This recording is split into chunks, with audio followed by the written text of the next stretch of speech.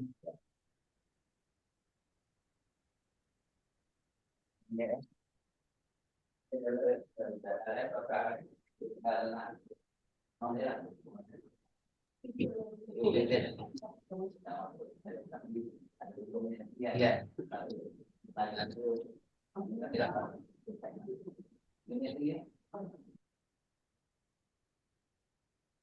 morning, Prof. Paul and Prof. Rosario. My name is Latif. I'll be the moderator for your session. How are you today? Good morning, everyone. Morning. Morning. Fine, I'm fine. Thank you for this opportunity. Thank you very much for your willingness to join, your kindness to help as well. Is Prof. Paul here in the session?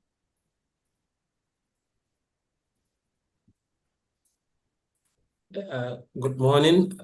I tried to connect with them already around 2 a.m. there. So, good morning, everyone. Sure. Thank you.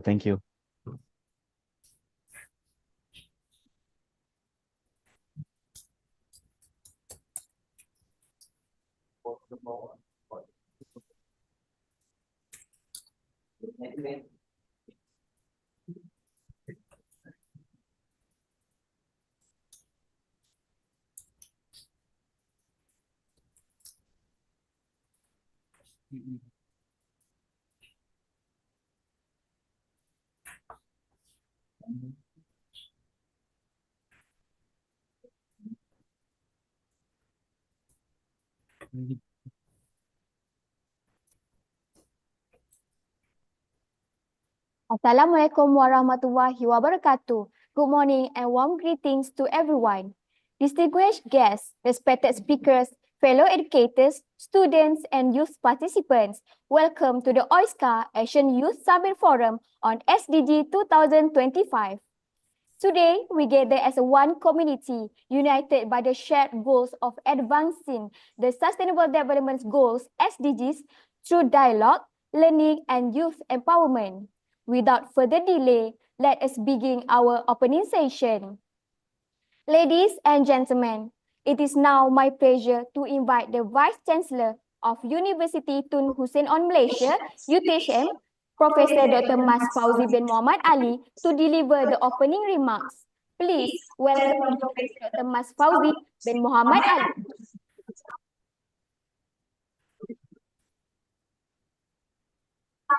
Bismillahirrahmanirrahim. A very good morning, good afternoon, and good evening, depending on where you are joining us from across the ASEAN region.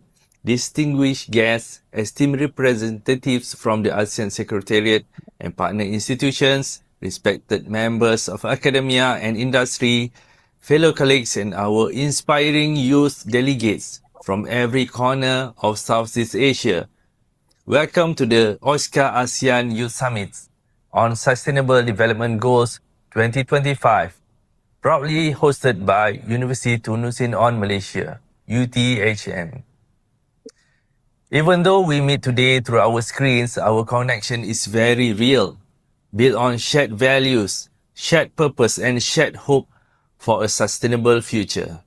Allow me to first express my heartfelt appreciation to all organizing partners, sponsors, committee members, and volunteers who have made this online summit possible.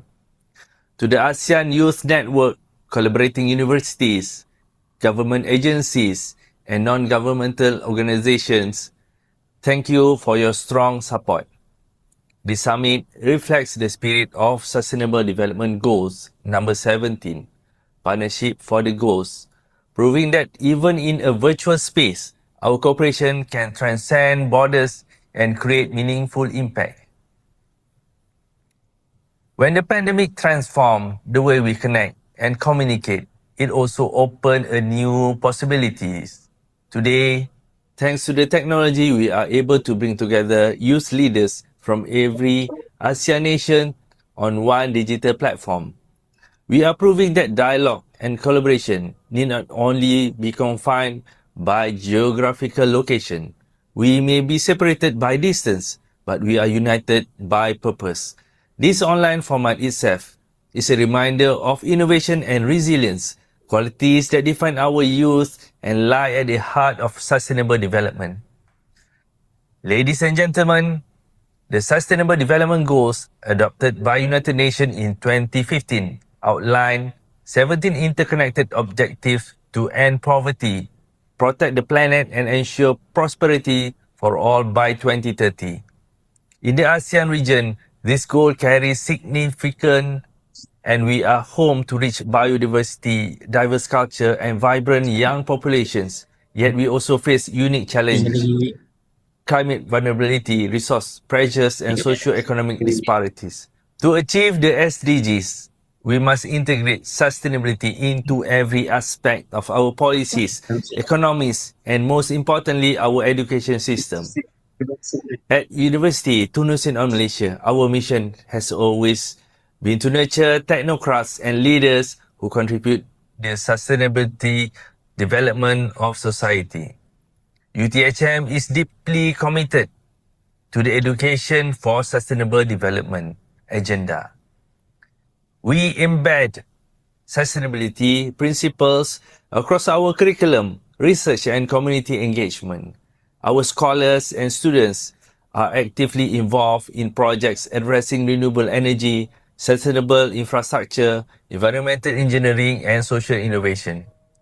We aim to produce graduates who not only excel in their professions, but also carry the moral and social responsibility to protect our planet. Hosting this ASEAN Youth Summit on SDGs is part of that mission, a platform to bring together young minds, share knowledge, and cultivate regional cooperation for a greener and fairer future. To our young participants, you are the beating heart of this summit. Across ASEAN, youth are driving innovations in renewable energy, leading social enterprises, advocating for equality, and leveraging digital tools to solve real-world problems. You are proving that leadership is not only about age or positions. You are the generation that will turn sustainability from aspiration into reality. Here, in this summit, your ideas matters, your voice matters, your collaboration matters. Because change begins when youth decide that they will no longer be bystander, but change makers. Yes, the road ahead is challenging. The world is not yet on track to achieve most of the SDGs by 2030. Climate change is intensifying, inequalities are widening, and global uncertainties persist. But I believe our region's greatest resource is not oil, palm, or timber. It is our people, especially our youth. You have the creativity to innovate, the digital literacy to connect, and the empathy to lead change. Together, you can turn global challenges into opportunities through technology, entrepreneurship, and social innovations. As we open this online summit, I invite each of you to make 3 commitments. Number 1, commit to learning. Expand your understanding on sustainability and interconnectedness on social environment and economic system. Knowledge is your foundation. Number 2, commit to collaboration. Engage with peers across borders. Share ideas, debate respectfully, and find common grounds. Remember, regional cooperation is the soul of ASEAN. Number 3, commit to action, whether it's reducing plastic use, initiating green projects, volunteering in local communities, or influencing policies. Every effort counts. The SDGs will not be achieved through the words alone, but through actions, both big and small, that accumulate to real change. I envision an ASEAN where youth are global citizens rooted in local values, innovative yet empathetic, ambitious yet grounded, digital yet humane. I envision universities across ASEAN, including UTHM, as incubators for sustainable ideas where academic research meets community action and where every graduate became a steward of the earth. That vision starts here, today, in this virtual room. Every discussion, every collaboration, and every friendship formed in this online summit can help shape the sustainable ASEAN of tomorrow. Before I conclude, allow me to share this reflection. Technology connects us, but purpose unites us. Our gathering today demonstrates that even in a virtual world, we can build bridges of understanding, empathy, and commitment to a common cause. To all our youth delegates, use this platform to learn, to collaborate, and to inspire others. Let your voices echo beyond the screens and translate into actions in your communities. Together, let us make this summit a turning point from conversation to commitment, from intention to implementation. On behalf of University Tun Hussein on Malaysia, I welcome you once again to this summit. May our shared efforts today light the way towards a more inclusive, resilient and sustainable ASEAN. Thank you, terima kasih, and a meaningful summit ahead.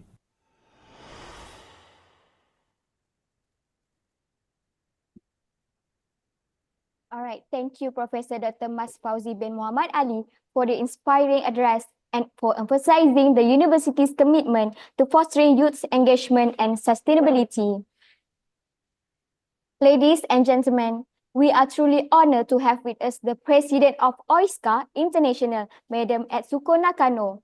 However, due to the unavoidable circumstances, Madam Etsuko Nakano is unable to be with us in person today. Representing her, we are pleased to invite Mr. Yasuaki Nagaishi, Executive Vice President of Oisca International, to deliver the keynote address on her behalf. Please welcome Mr. Yasuaki Nagaishi. Thank you very much, Vice Chancellor of UTHM, distinguished participant, youth readers, ladies and gentlemen, good morning. First of all, I'd like to express our heartfelt appreciation to UTHM to organize such an important event, especially for the youth to gather and discuss about the future development, especially in the field of sustainable development. That is very important for Oisca. In fact, implementing various projects, which is almost all related with the sustainable development. Meanwhile, we really appreciate that Malaysia and UTHM organizing such an event, and also this is the second time youth forum organized by Malaysia. Firstly, it was organized by MARA, and now this time UTHM, MHTU, sorry.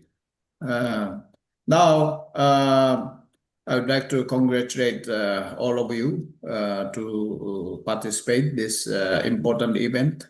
I would like to now read a message of our Honorable Madam President, Ms. Etsuko Nakano, President Oisca International. Message of unity and sustainability.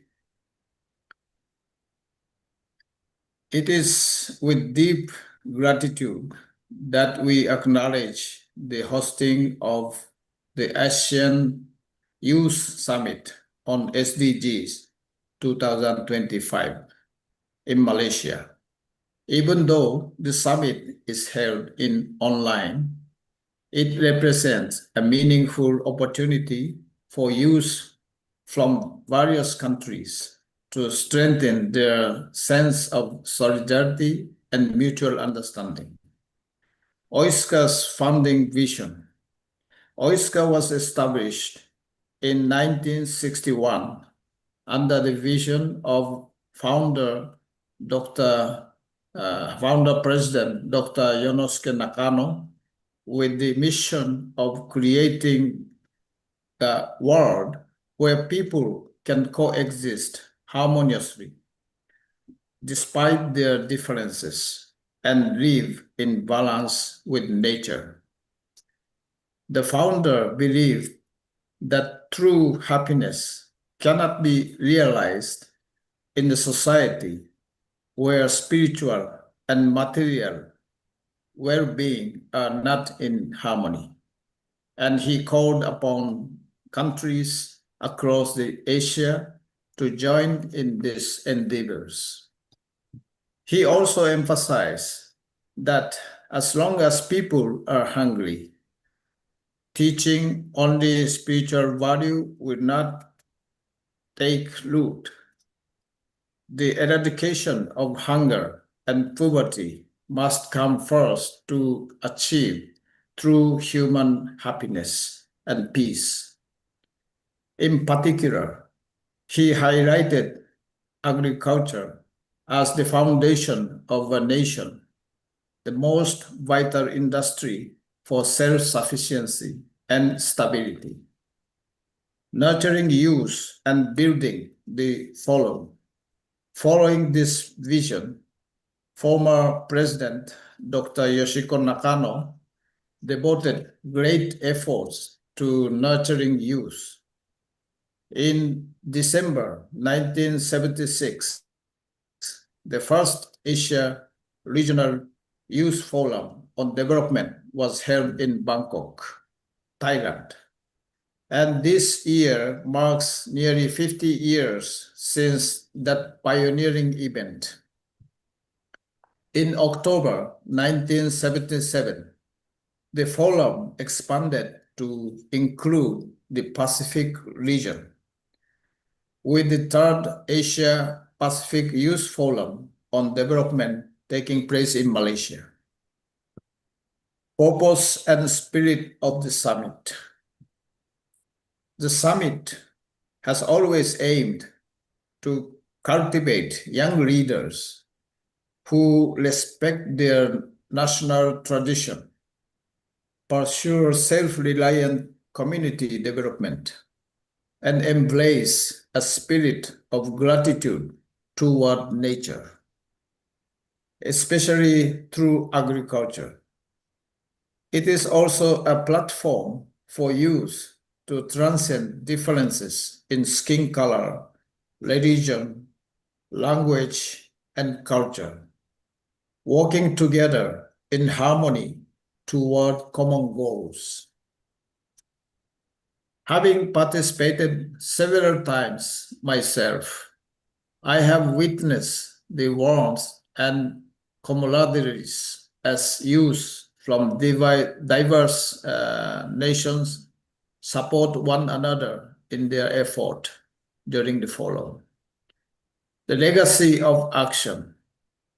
Over the years, participants have engaged in meaningful dialogue, including proposing to the United Nations the establishment of an International Youth Year, a remarkable initiative realized in 1985 through a joint proposal by 97 countries.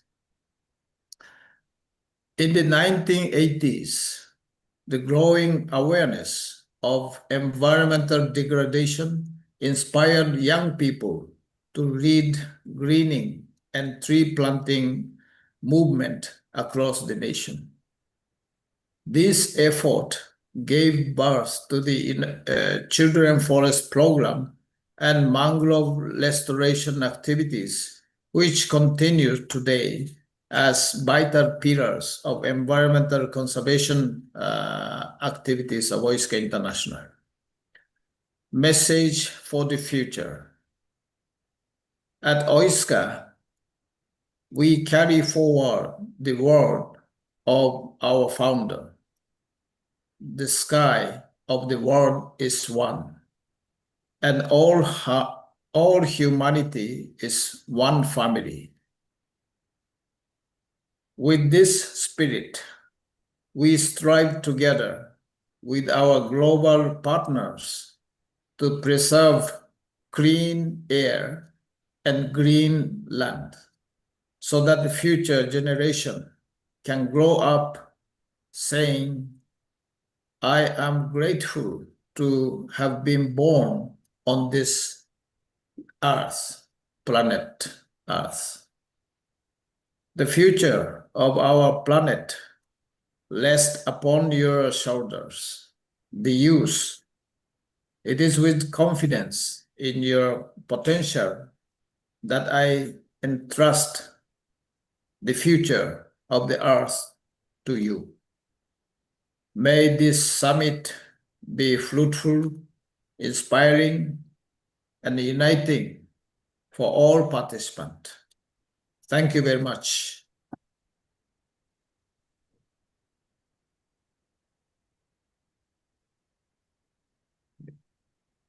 Thank you, Mr. Yasuaki Nagaishi, for delivering the keynote remarks on behalf of Madam Esuko Nakano. Ladies and gentlemen, we will now proceed to the course of today's program, the forum session of Oasys 2025. Each session will feature distinguished speakers and moderators who will share their insights and experiences in advancing sustainability, leadership, and education for our future. To begin, we invite the moderator of session 1 to lead the discussion on understanding sustainable environment development.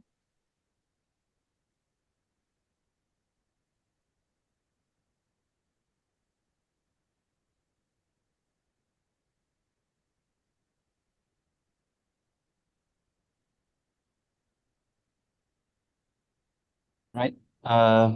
Bismillahirrahmanirrahim. Assalamualaikum and a very good morning to our distinguished guests, our esteemed speakers, colleagues, and all participants joining us for this meaningful event today. It is morning now in Malaysia. So it is 9:23 a.m. Of course, it will be different around the globe for our speakers. So it is truly a pleasure to welcome you all to the Sustainable Development Goals Global Forum, organized by UTHM and co-organized by Oisca, in which this is a platform that we try to dedicate and try to share our insights, experience, and vision for more sustainable and inclusive future for everyone.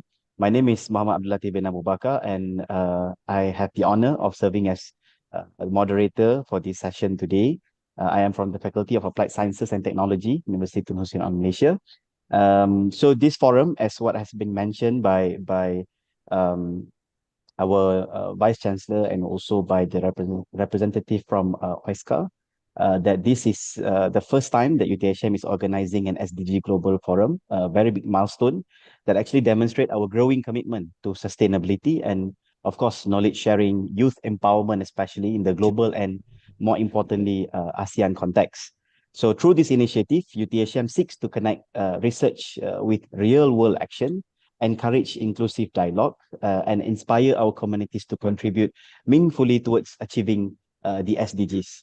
So as I think everyone in this session and joining our live stream on YouTube have heard before, SDG, they are much more than a set of 17 global targets. They represent a collective vision to for humanity to work together to end poverty, to safeguard the environment, to ensure the prosperity and peace for everyone. And regardless of background or geography, achieving these goals require not only policy and science, but also we require collaborations, especially from the youth that will be our future leaders in the future. So in the ASEAN region, especially, the SDGs takes on special significance. We live in part of the world rich in biodiversity.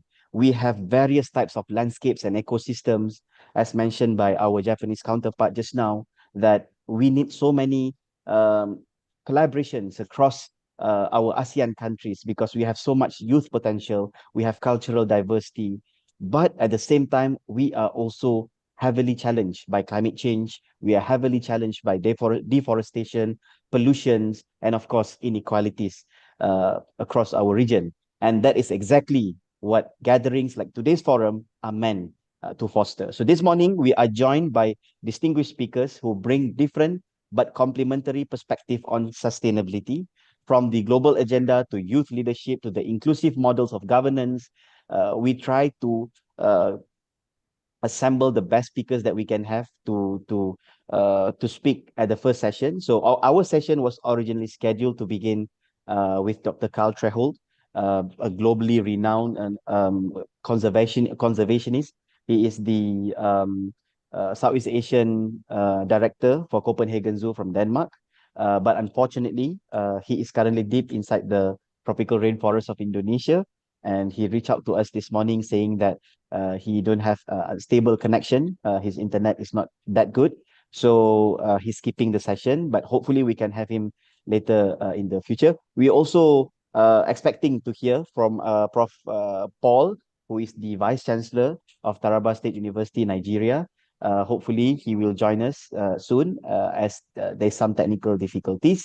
So in spirit of keeping our discussion moving, we will begin with our third speaker.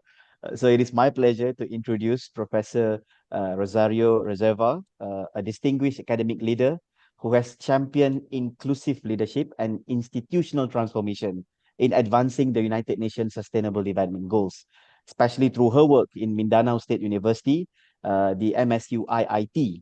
She has demonstrated how leadership rooted in empathy, collaborations, and empowerment can actually create environment that drive real progress, not just within institutions, but across entire communities. So Prof. Rosario's approach actually remind us achieving the SDGs is not only about strategies and frameworks. It is also about people, how leaders listen, that include and inspire others to act together. So her message today, I hope, will strongly resonate with all our audience today. Prof. Rosario, thank you very much. We are deeply honored to have you with us today. Thank you, Abdul. Yes, Thank you, everyone. so based Can I on what share I've my mentioned, slides? yeah, sure, you can. Hopefully, we can hear more on your sharing on how inclusive leadership can actually empower institutions and communities in our ASEAN context that can help us towards the SDGs. Please, Prof.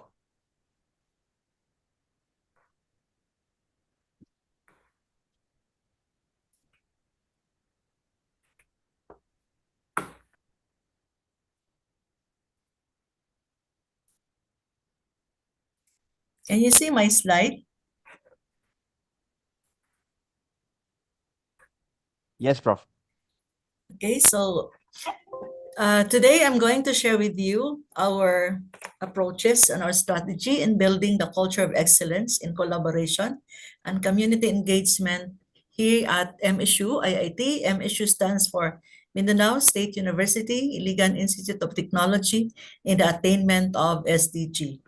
I am spearheading the office, which is mandated by the university to deliver transformational public service and social engagement to the community.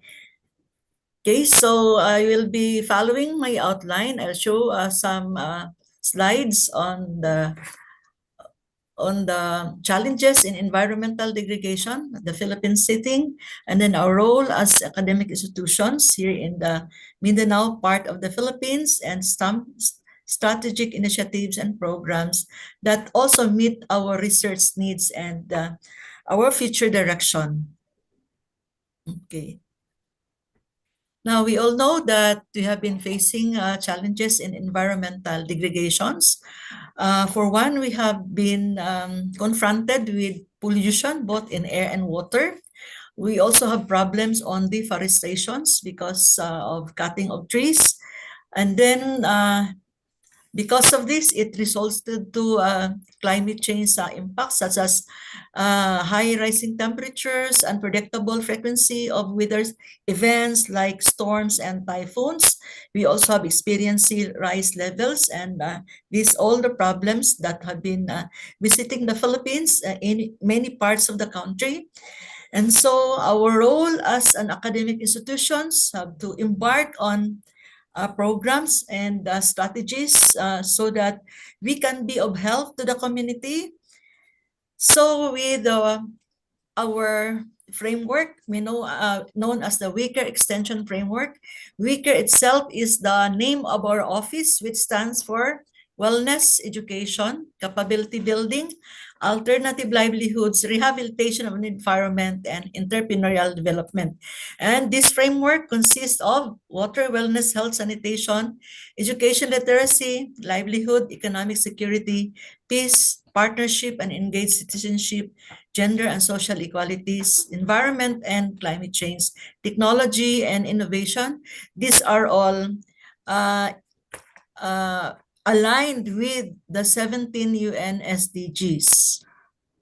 Okay, So our approach is to onboard everyone in the university, meaning we have to conduct sessions from time to time among different constituents, like from all 8 colleges in the university, from the faculty, from the staff, from the students, so that everyone would be on board to this journey of our commitment to attain the Sustainable Development Goals.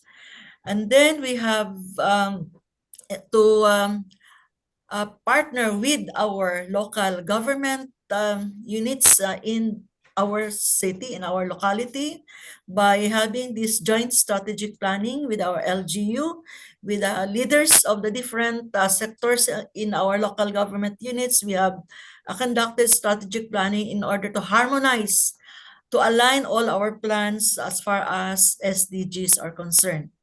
So we also meet our stakeholders, our community partners, and discuss with them so that, again, we will be in harmony with one another in implementing our efforts on SDG. So at the local scale, these are our initiative. We have to address problems on water. We have many places in the part of our city where water supply are not safe. Water supply is very scarce. So we have to address, we collect data. We do sampling of water and then have them analyzed so that we have data to show to our government that we need an intervention to this problem. So one intervention is we have done a seminar and workshops to the residents in the locality, informing them that there's a need to address problems in the water. The waters are contaminated. It's not safe for drinking. So we have conducted several seminars and workshops for them to be able to understand why there is a need to do such intervention. So one intervention that we have done is we have tapped collaborators in order for us to provide a water filter, ultra sky high water filter that comes from Australia through the help of non-government agencies in the Philippines that enable us to supply water, say at 400 water jugs a day to residents in one barangay called Luinab. Okay, so we have also conducted several water dialogues because there are problems confronting our city with regards to the quality of water being supplied. And then we have also done this to other parts of the city, where again we have tapped our partners to provide a ultra sky hydrant filtration system for our residents especially in hinterlands to be able to have that access of water. So we also have do the same in providing water filtration systems to the PDL, the person deprived of liberty inside the correctional facility, because we have seen the result of our water analysis that it's not really safe for water intake. There are sizable amount of water contamination. So we are very thankful to all our partners. They have helped us procuring such filter for the use of our PDL inside the correctional facility. So because of pollution is one of the problems that affects our freshwater ecosystems. So that's our initiative with regards to addressing water problems. Now, as to the climate change and rehabilitation of the environment, that would addresses SDGs 4, 5, 13, 14, 15, and 17. We have went to the level at which we taught our pupils inside the classrooms on waste segregations in collaboration with our local Department of Education in Iligan City, organized by our students with our support from the Wicker office, so that students will really know how to segregate waste even in their young age. So We also do the same at the high school, community high school students.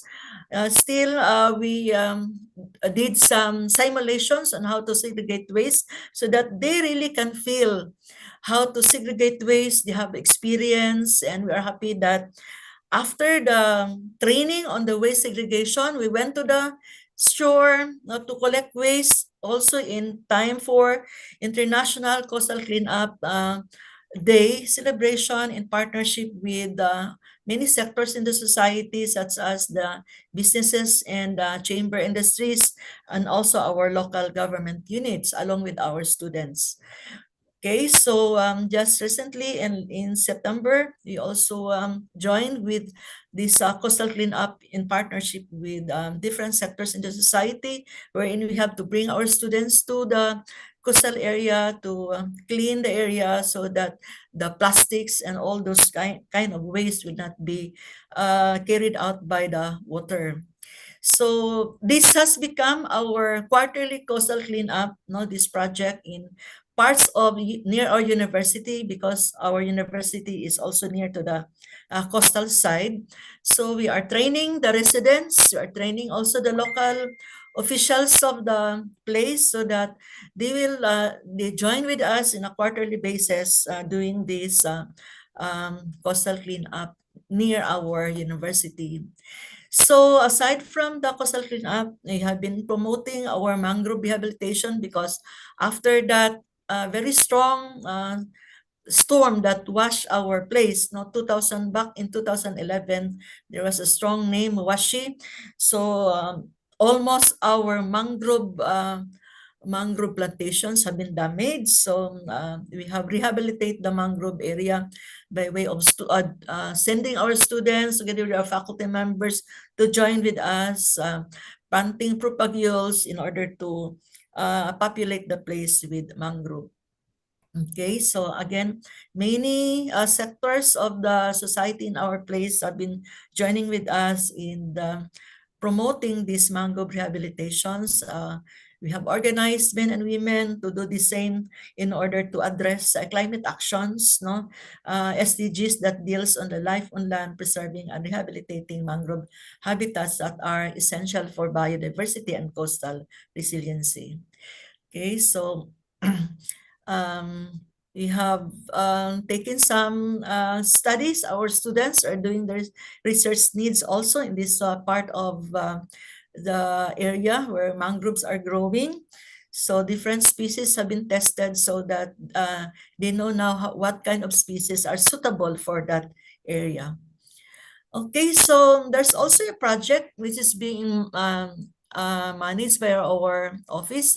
One college has to embark on this dealing with the indigenous people, the local government people in the particular area where they have done this carbon stock assessment project.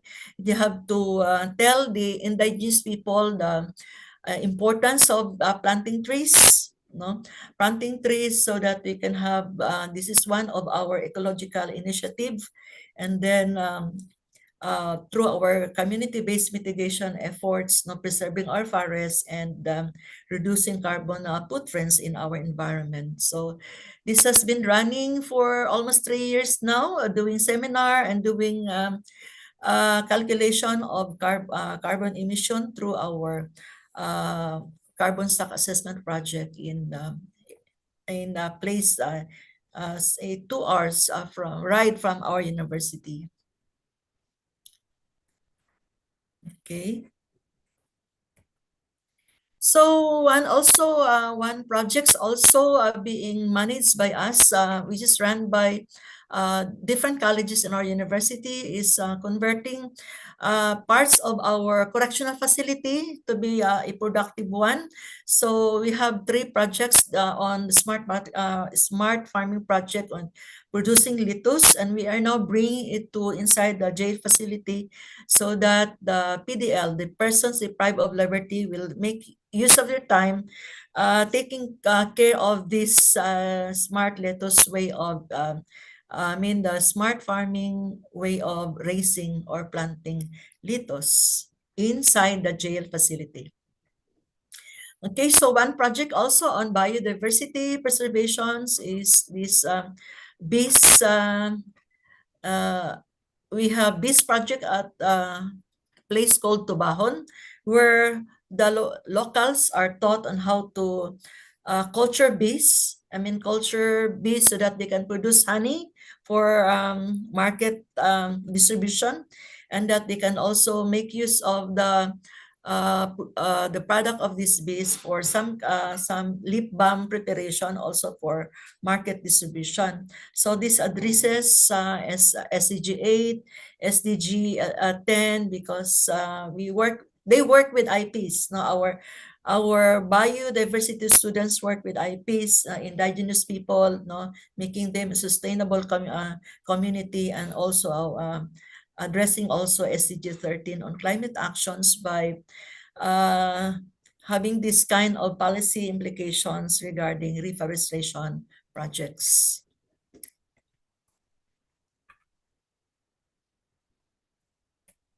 Okay, so with initiatives regarding biodiversity, environmental issues, no, we have been supporting our different colleges and faculties in our university. So as a part of monitoring all our activities is by conducting this annual review on SDG impact, wherein they have to present to our stakeholders the results of their researches, the results of their community engagement during this time, and it is usually done in December of every year. So this is our photos taken during our SDG impact last year. Aside from that, we have conducted the first international conference on sustainable development last year, wherein it was participated by youth, no, coming from Asian countries, even from Europe and USA, to share with us also their insights about SDGs. So it was a very productive engagement with the youth, because they're able to share their experiences and insights relating SDGs. So, and this was last year.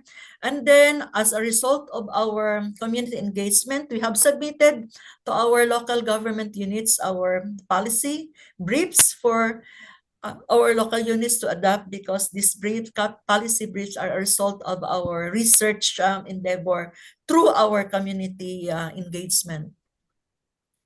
Okay, so our global effort now, I mean, is also aligned with our UN SDGs, because for 10 years now, we have been joining our Sakura Science Program with the Tokyo University of Science in Tokyo, in collaboration with the Islamic University of Indonesia and Vietnam National University in Hanoi.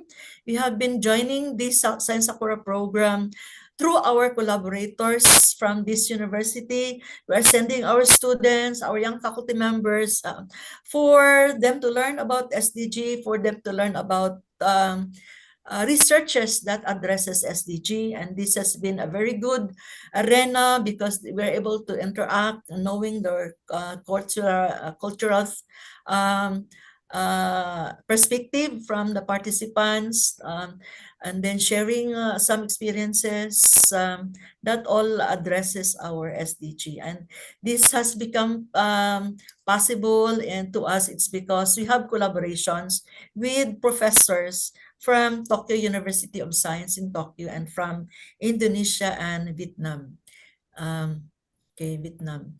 So in fact, this year it will be held in December 7 to 13, wherein the research spearheaded by Professor Masaki Suto of the US will be conducted. No, this is more of magnetic activity due to volcanic eruption, previous volcanic eruption. It will be studied using numerical simulations, and then data would address SDGs 14, 5, 15, and 17. So this is made possible, this engagement for the last 10 years is made possible through our participation of the Asia Joint Research Program between our partner universities abroad. So we are happy that we are making good progress as far as our research endeavor on this environmental aspects. And then aside from that, we are holding conferences and international and national level. So one of this gathering will be held here in this country, the middle part of the country. It will be starting tomorrow, but we have this Science, Technology, and Innovation National Pitching Competition on Sustainable Development Goal. Although this is a national level, but our partners coming from Bansong Dichayo Paraya Rajabat University in Thailand are now arriving today so that they will join with us in our sustainable pitching goals pitching competition. So and this pitching competition is one of the activities that is being done parallel with other activities on International Conference on Advanced Functional Materials. These are all physics because I am a physics major.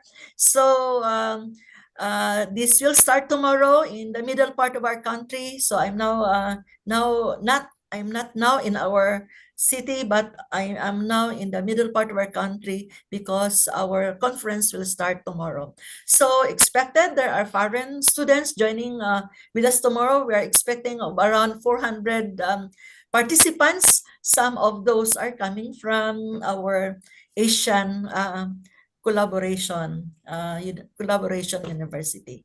So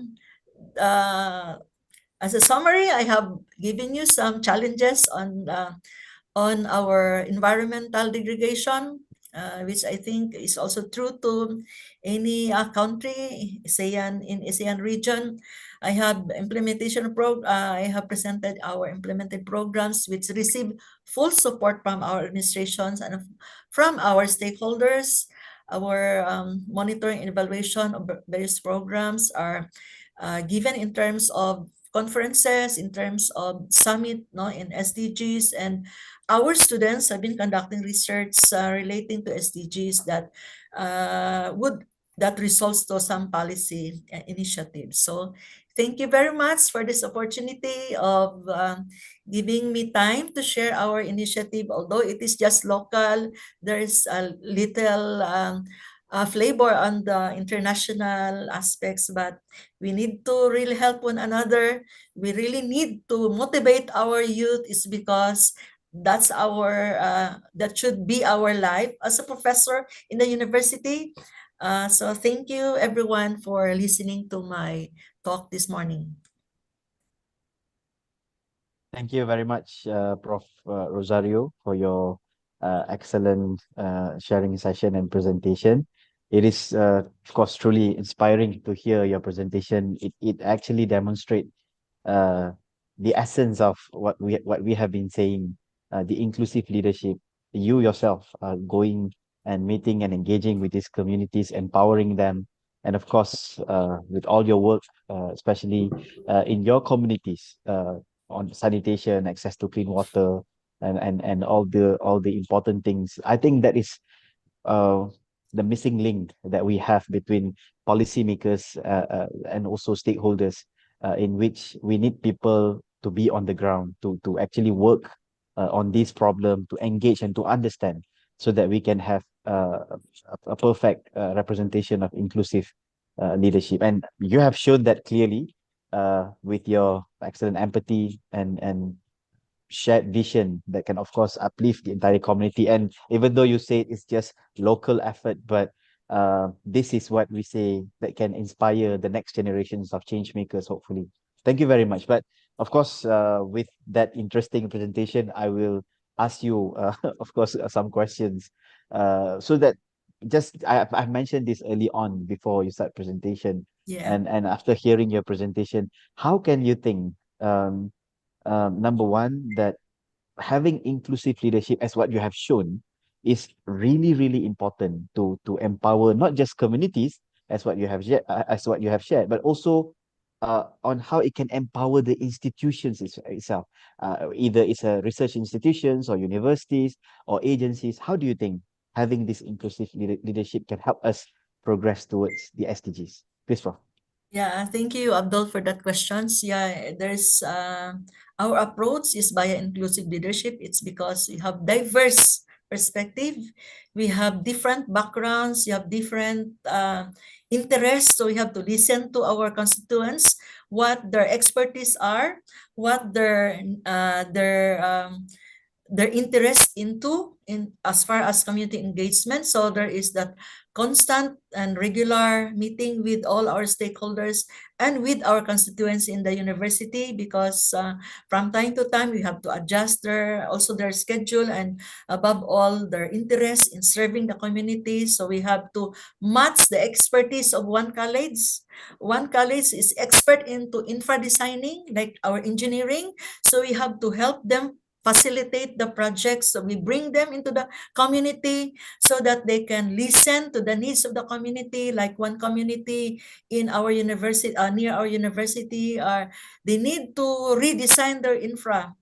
They need to make a boulevard so that they can put in establish more businesses along the boulevard. So it's now the job of our civil engineering department to help them. So we are now on doing the infra designing for the needs of our community partners. So there's really a need to everyone to be on board to our community engagement for different. We have our university is composed of 8 colleges. So we have to set a meeting college to college, no, college to college, so that we can really map the need and then suit the expertise with the given college of the university.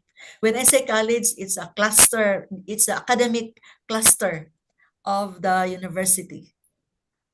Thank you, Prof. I think it's very interesting that you mentioned about that, because whenever we think of inclusive leaderships, we always reflect that it should be done by a more senior leaders. Maybe in ASEAN context, it will be more than 50 or 60 years old. But we have hundreds and maybe thousands of students watching us right now, Prof, across different platforms on YouTube, Zoom, and others. So how can these youth that are currently watching us, how can they be part of this inclusive leadership? Because they will always say that the resource is limited. They have these Yeah. difficulties and that challenges. Through your experience, Prof, how can they be part of this inclusive leadership? Okay, so my experience with the students, because the students are also this, we have different students organization in the university, and they have also their own expertise. Some of them are into creative thing, of them are into engineering. So depending on their creativity and their expertise, then we tap also partners so that in terms of resources, they can be facilitated when they implement this project. We tap the flour milling company in our locality. We bring them. I called a coordination meeting with our stakeholders, with our partners. We also do that. We invite stakeholders, and then we invite students for our stakeholders to listen to the needs of our students. That one approach that we have done. And then even our own administration in the university are very much into supporting our students. So they have regular meetings with us, so that we can help them conduct their community engagement, because in our university, it's not only the faculty, it's not only us who are doing the community engagement, but we are doing it as together with our students. So in every student organization, there is that faculty advisor who will oversee their work in the community. Now, there are also courses which SDGs are embedded in the curriculum. Not all curriculum have embedded SDGs, but we are crafting some revision in our curriculum wherein they can embed SDG. So we're happy that our community as a whole inside the university is now getting bigger because of the thing that we really have to advocate SDGs at all levels in the community. So one approach is to convene always the students if they have time apart from their academic requirement. We can convene them, we can hold different activities with them so that they can be guided, because students are not yet fully aware of what is SDGs. So one thing that we have done is we have SDG corners in the university. We have SDG pitching competition inside the university so that we can draw their interest and support whatever we can uh, do to them uh, with our with our time, because we are still teaching. We are still doing a lot of things in research. So there's always that helping one another. I Thank you, hope I Prof. have Hopefully, given. hopefully next year we will be able to do the physical event together between Yeah, our yeah, universities so that we can have the competition as you have mentioned and other programs. But I agree that including always includes all the students with programs, especially community engagement. Even in UTHM, for example, we are empowering University for Society slogan. We are actually asking our lecturers to bring students to the field. yeah. So yes, maybe that is one of the best way to do that.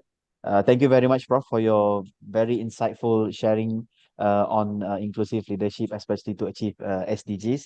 So hopefully you will remain on the line if, let's say, we have some follow-up questions from the audience for you. Thank you, Prof. So for our next speakers, may I Thank you very um, much, Abdul. thank you, Prof. Thank you. So may I just want to check if Prof. Baku, Prof. Paul has joined the session for our forum today. Is Prof. Baku with us?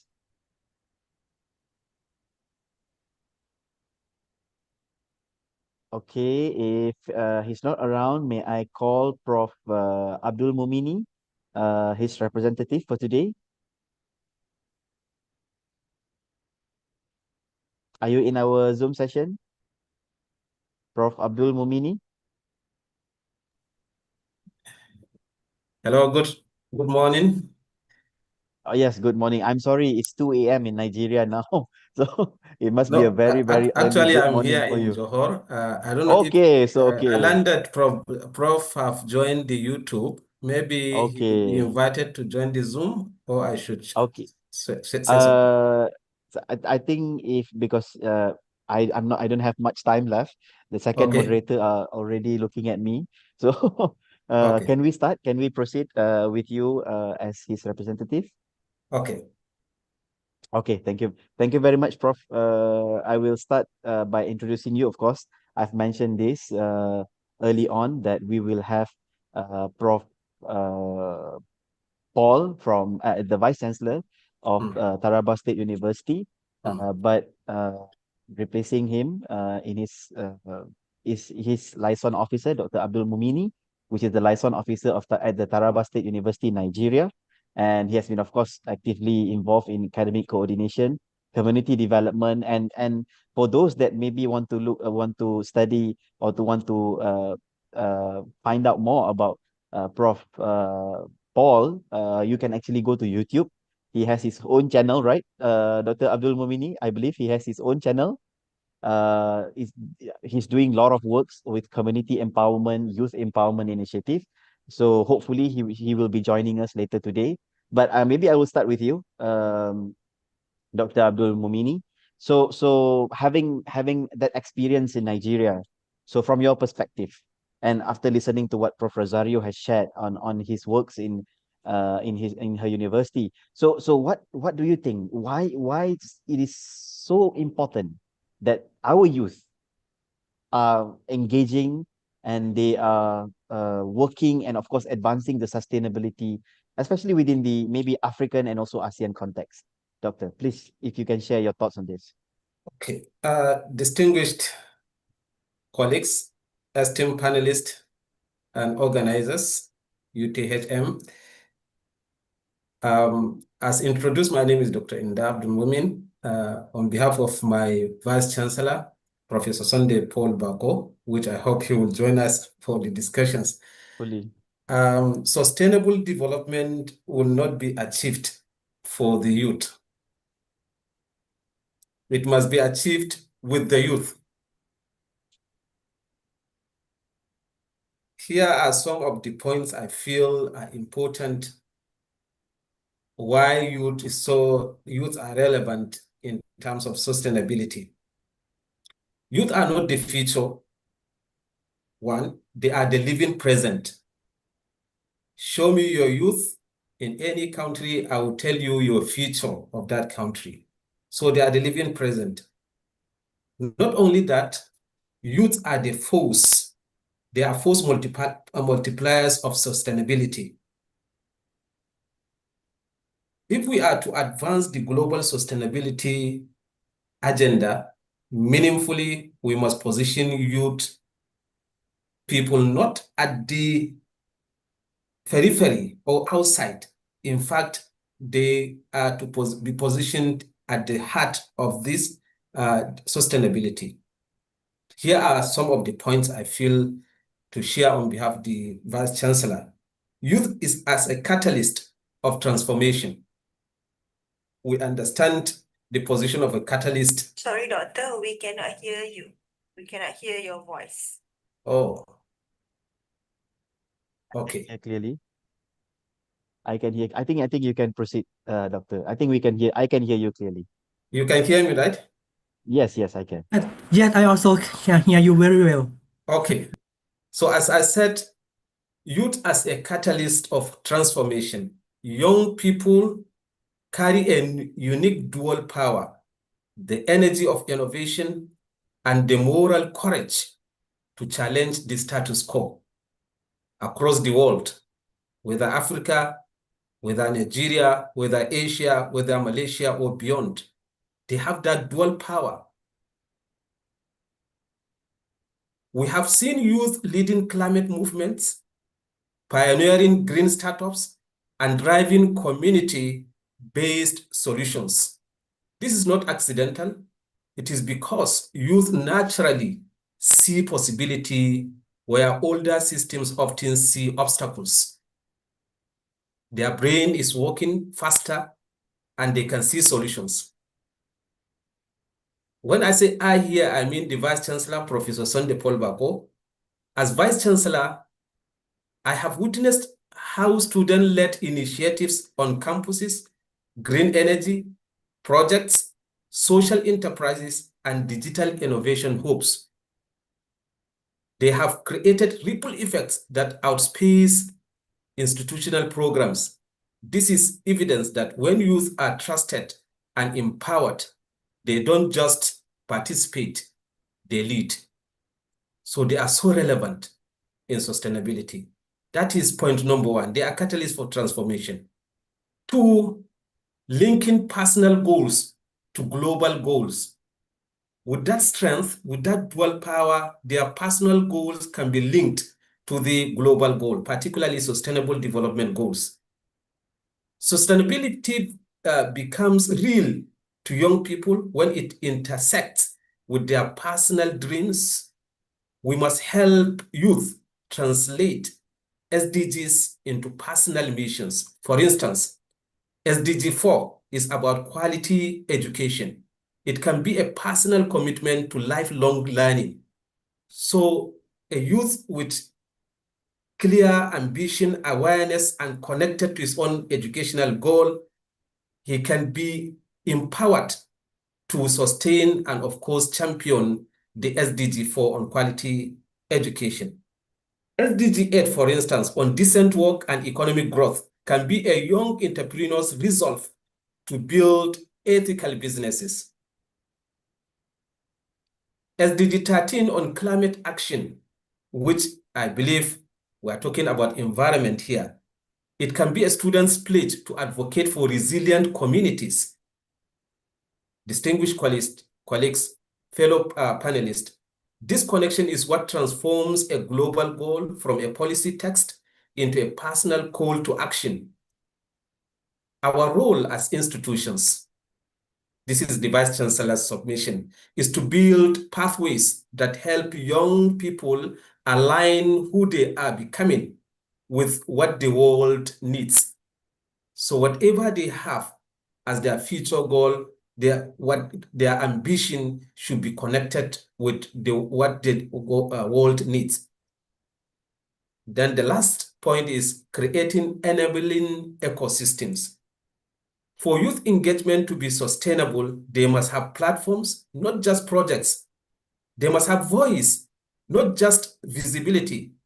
Universities, governments, and private sectors must embed sustainability into curricula, leadership training, and research. To fund and mentor youth-led sustainability innovations that can help open decision-making spaces to youth, not as guests, but as co-architects. When you see that their personal aspirations are valued within the SDG framework, they develop what the Vice Chancellor called sustainable agency. Sustainable agency, the ability to act with purpose, persistence, and impact. A call to shared leadership. We must reimagine development not as intergenerational transfer, but as intergenerational collaboration.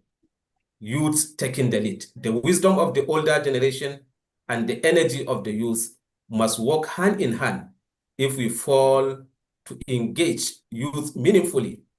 The SDGs will remain a dream deferred, but if we succeed, they will become living covenant.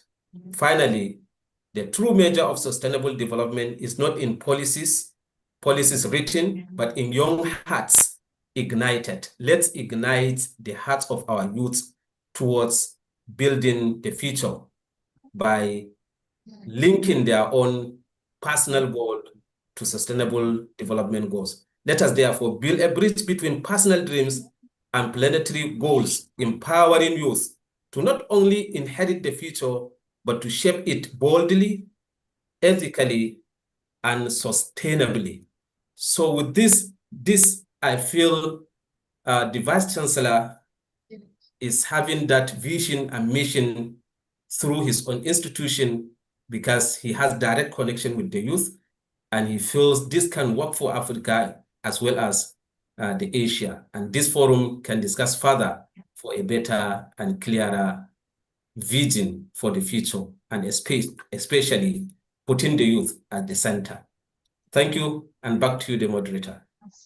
Thank you very much for your. I think it's there's few things that I pick up that is very interesting. That the first one that you mentioned, not to identify youth as future entities, but as our current potential, not future potential. That is number one. And you mentioned over and over about personal aspirations, personal goals, personal directions. So it's quite interesting because youth, as we speak today, they already have, most of them, they have their roadmaps. At what age they want to get married, at what age they want to start working, they want to finish their universities, and so how do you think the youth can align their roadmaps, their personal aspirations to SDG related work? I mean, should they volunteer or should they engage? Because having going through the background of Prof. Sunday with on his YouTube channel, it's amazing on his work with the youth in Africa. So how do you think we can align this? They have their personal aspirations. At the same time, we are asking them, we are trying to empower them to help us with SDGs for this planet. Yeah, thank you so much, Mr. Moderator. Actually, this is where mentorship works. This is where coaching works. This is where the connection between the elderly and the youth works. The aspiration and ambition of a youth is flowery in nature. He might not see the fruit, but the older ones can see the fruits. So their own collaboration and synergy will now help the youth to see the need to align his own aspirations towards a sustainable development goals. He can see beyond the present to a limitless end. That is why in quality education goal number 4, we speak about lifelong learning. He may be thinking it's an aspiration, maybe I want to finish my PhD, but how can we link that PhD towards a lifelong goals that can sustain, in the future? Yeah. Yeah, mentorship, coaching.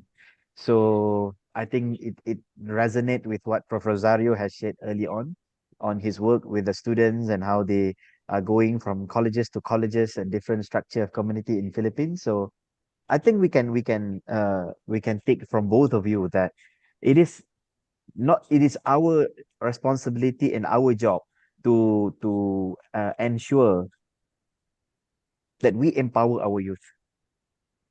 Yeah. We cannot be only thinking about trying to make them understand what SDGs actually are, but we have to get them involved, have to get them to work with us. We have to, like you said, coach and empower them, mentor them, so that they can replace us at any time.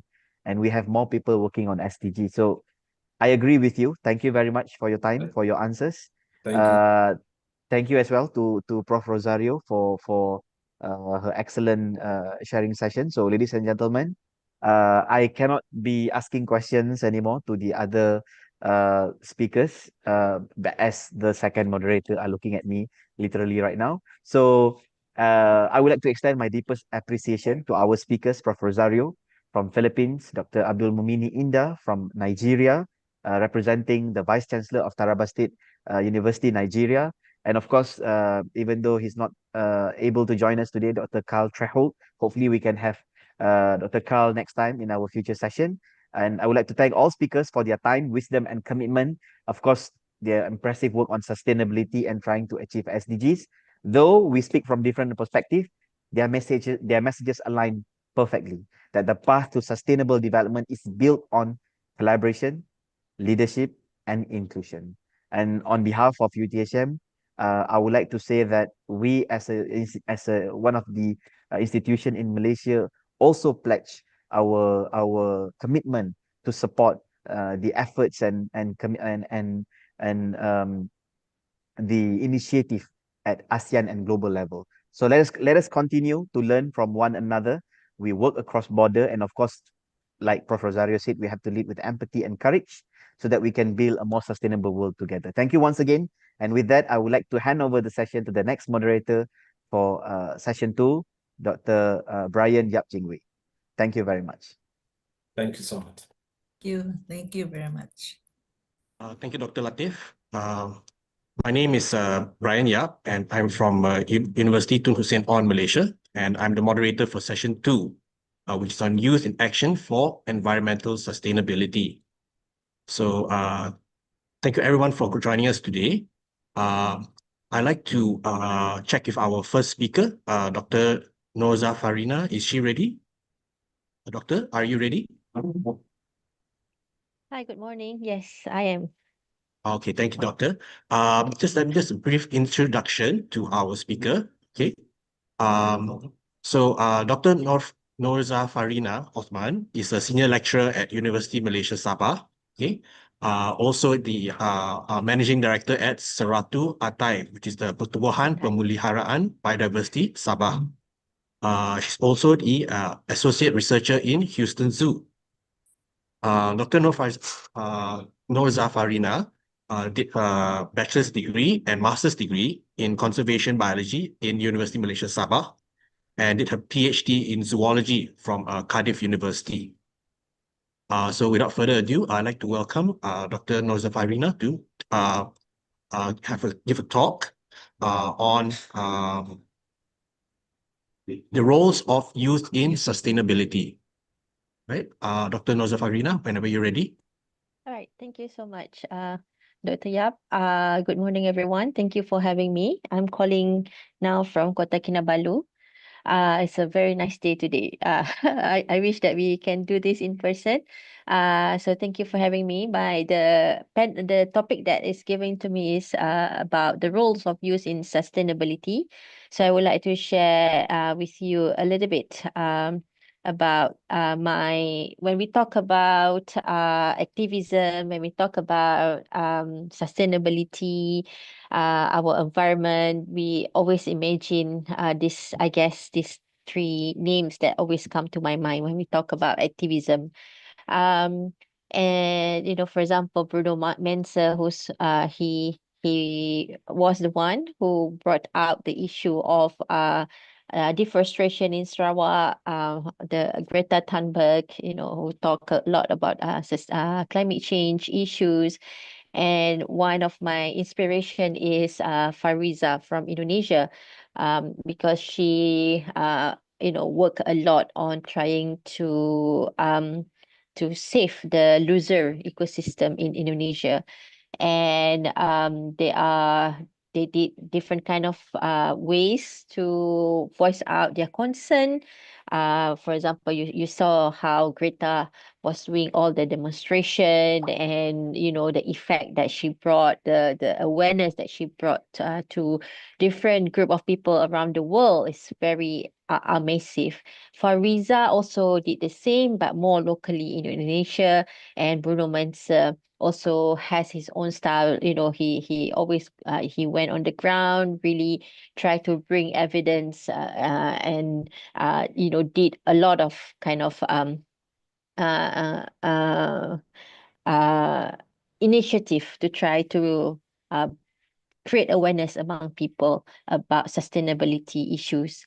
I also involve a little bit in sustainability of our environment, due because I work with one of these mega fauna, the Bornean elephant in Sabah.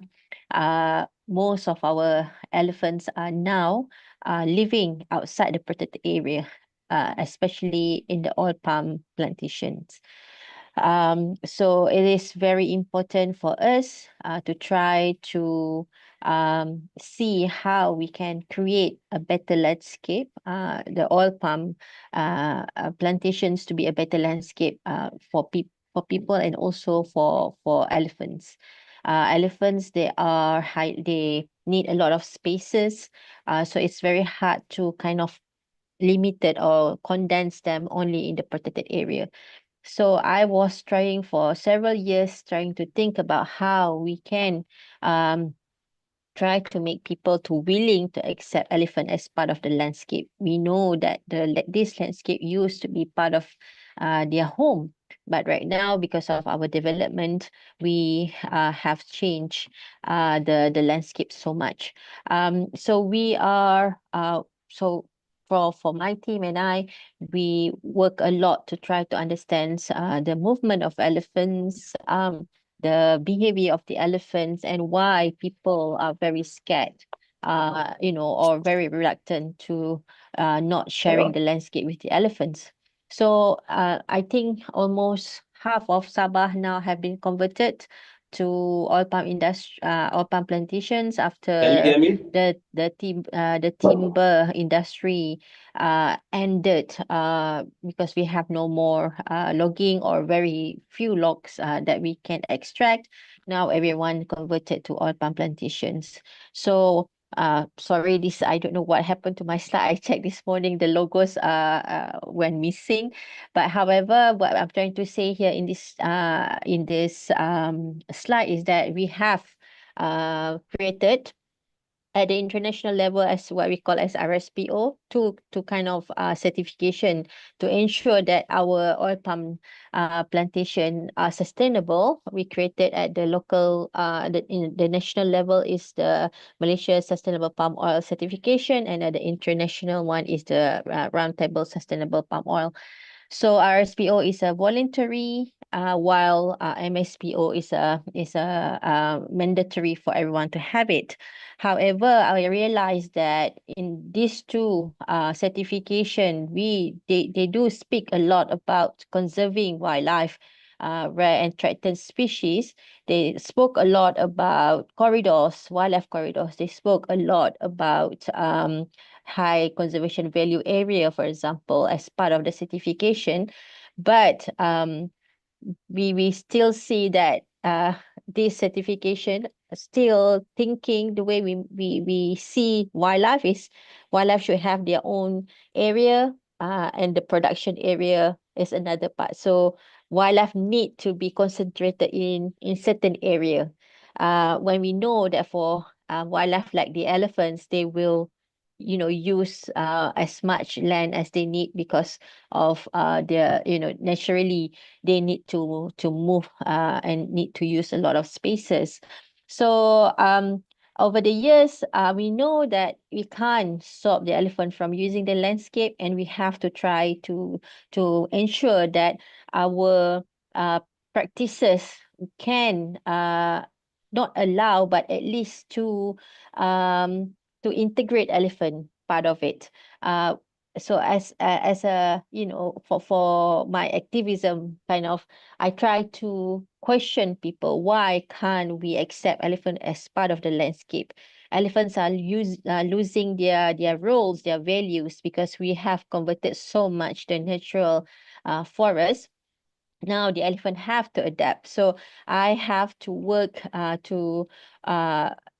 to work silently. I mean, my kind of activism is I try to listen and also try to understand what are the challenges facing by our stakeholders in the oil palm industry, the community, and is it possible for us to try to create connectivity for these elephants so that they will have at least some space to move without any disturbances or harassment from people.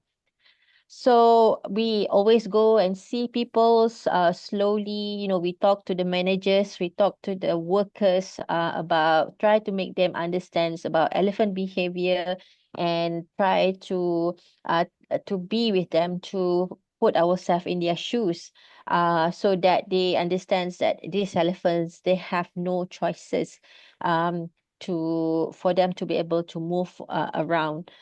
So they need to use the oil palm landscape as part of their home range. So what I'm trying to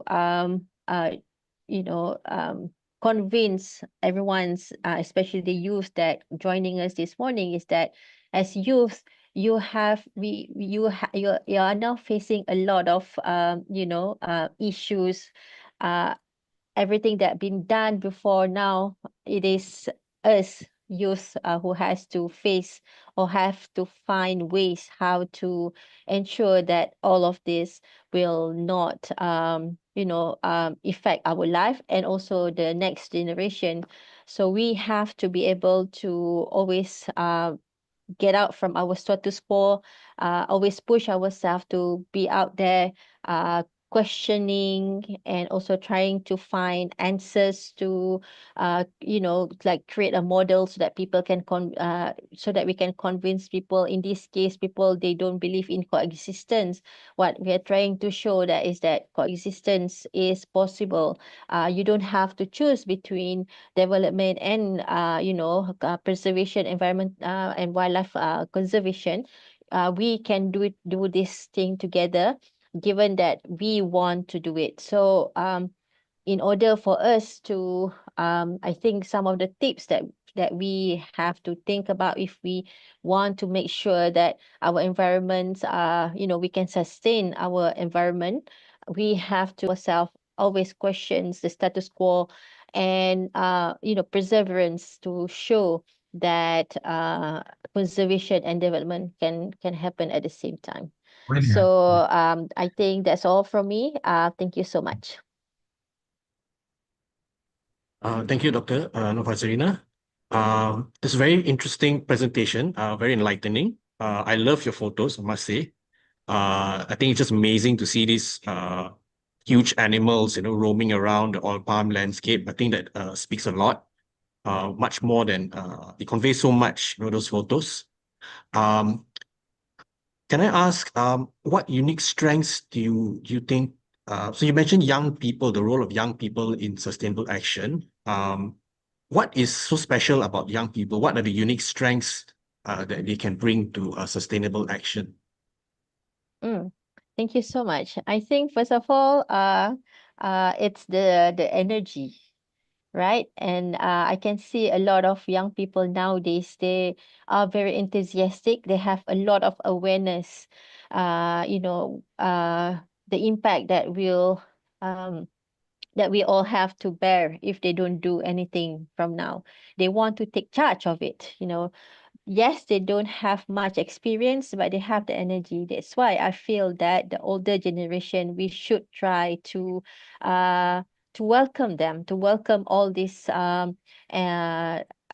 new ideas, rather than try to stop them or try to um uh limit this idea. We should be able to channel all this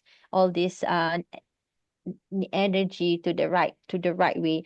I was listening to the previous talk before, and a lot of word come out about mentoring, and I think that is very important. I am here because when I first started, there are people who trusted in me. They see my potential, they give me the opportunity, and I took it. It's not that it have to be two ways. So people give you opportunity and you must grab that opportunity and try then to uh build your own idea, so you see the situation, the issues, and you come up with idea, and don't be afraid to push the idea. At some point there will be people who trust you. Just be patient, and once you have that, you will go very far. Okay, thank you for that, Dr. Farina. But okay, so I'm sure we've got a lot of youth listening in today, and maybe they're thinking now, wondering like how can they get involved? So of course there's activism itself. You want to go into you want to to be heard, to say and get awareness of the issues. But how would you balance something like that with practical policy engagement? Right. I agree with you. Again, like I say, I see a lot of youth nowadays. There are a lot of energy, and they have a lot. They feel that there are issues that is so obvious, but why is it not anyone take action? So they want to take actions. So for me, I believe there is no one way that is correct. uh for example, demonstration, be very vocal is very good. Okay. But at the same time, you have to also try to put yourself to understand, so what are the challenge or the barriers that are facing by other stakeholders who, they want to do something. For example, I work a lot with oil palm. At the beginning, I always like, why is it's so simple, just create corridors for elephants and don't harass the elephants. But when I try to understand the situation facing by the industry players, oh my God, they have so many other things to do, and they are not built as a conservationist. They are their mission, I mean, their role is to produce fruit, for example. So then suddenly you ask them to do conservation where they don't have any skills and they don't know how to do it. So it's very important for us to also sit down and go through with them. So I feel that uh, you have to be able to, first of all, it's very important to have the good intention. What is your real intention? Then from there, it will guide you to what steps that you should take. Yeah, I hope that's answer your questions. It does. Thank you very much. Actually, I think we have a very similar situation right now in Peninsular Malaysia as well.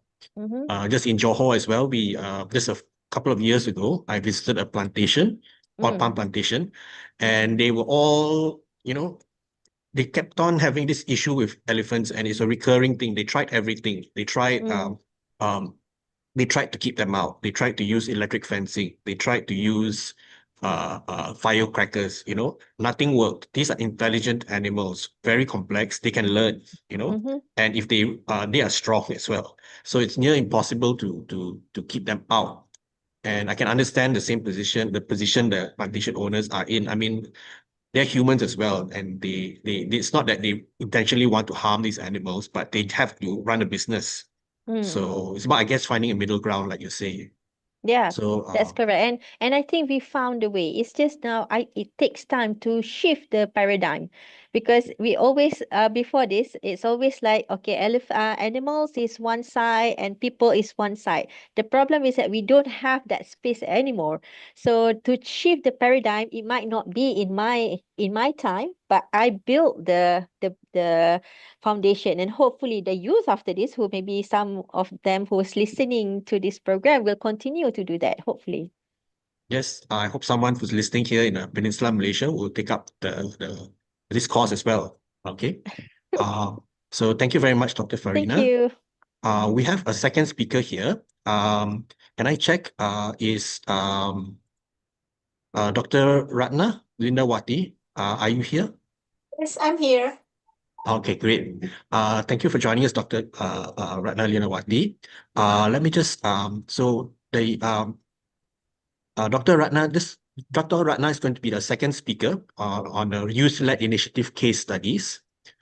Just a bit of introduction. So Dr. Ratna Lindawati Lubis is a senior researcher at Telkom University at the Faculty of Economics and Business. Okay. She's also the one of the fellows. She's also SDG Publishers Compact Fellow, and she's also the En-ROADS Climate Ambassador. Previously, Dr. Ratna was the head of the Center for Business and Entrepreneurship Development from 2004 to 2007. Dr. Ratna did her bachelor's degree in Architect and Engineering from Bandung University Institute of Technology, and she did her master's in management at the Asian Institute of Management.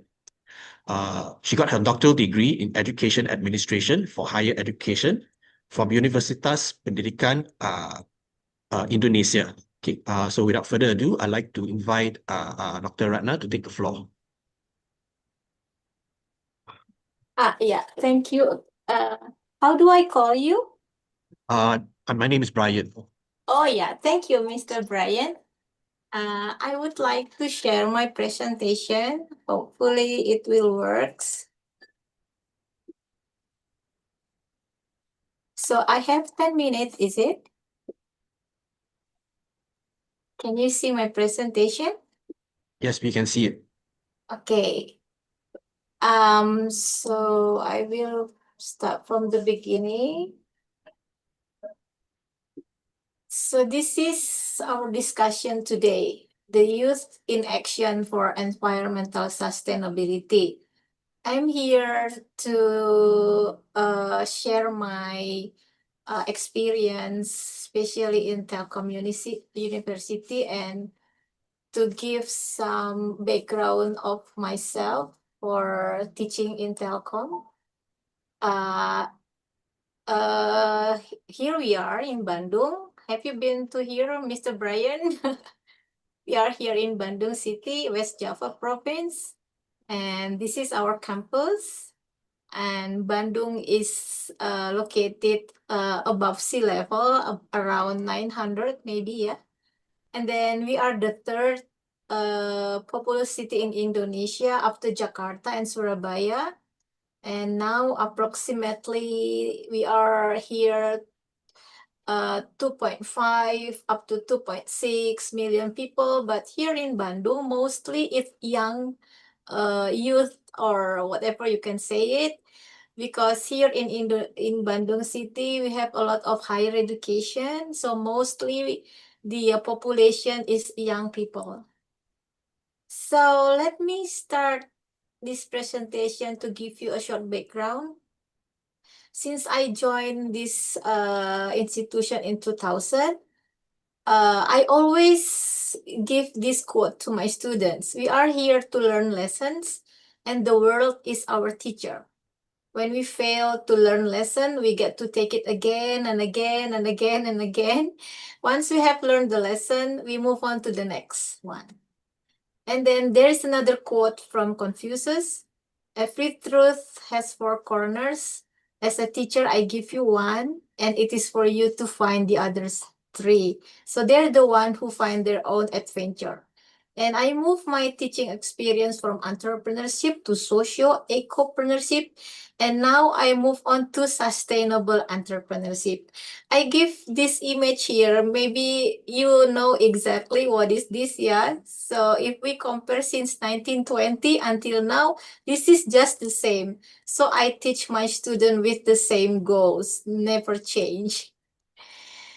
For 25 years of teaching, I have books, and then this is part of the case study of my students, and this is part of their assignment for entrepreneurship subject. Ecopreneurship is entrepreneurship based on ecology. So teaching for me has always been about creating a bridge between ideas, action, between knowledge, responsibility. And I have witnessed how students' ideas can evolve into meaningful innovation, yeah, that touch communities and inspire others. And teaching for me has always with the same goal to equip the students with the mindset and skills to create business and that better. So,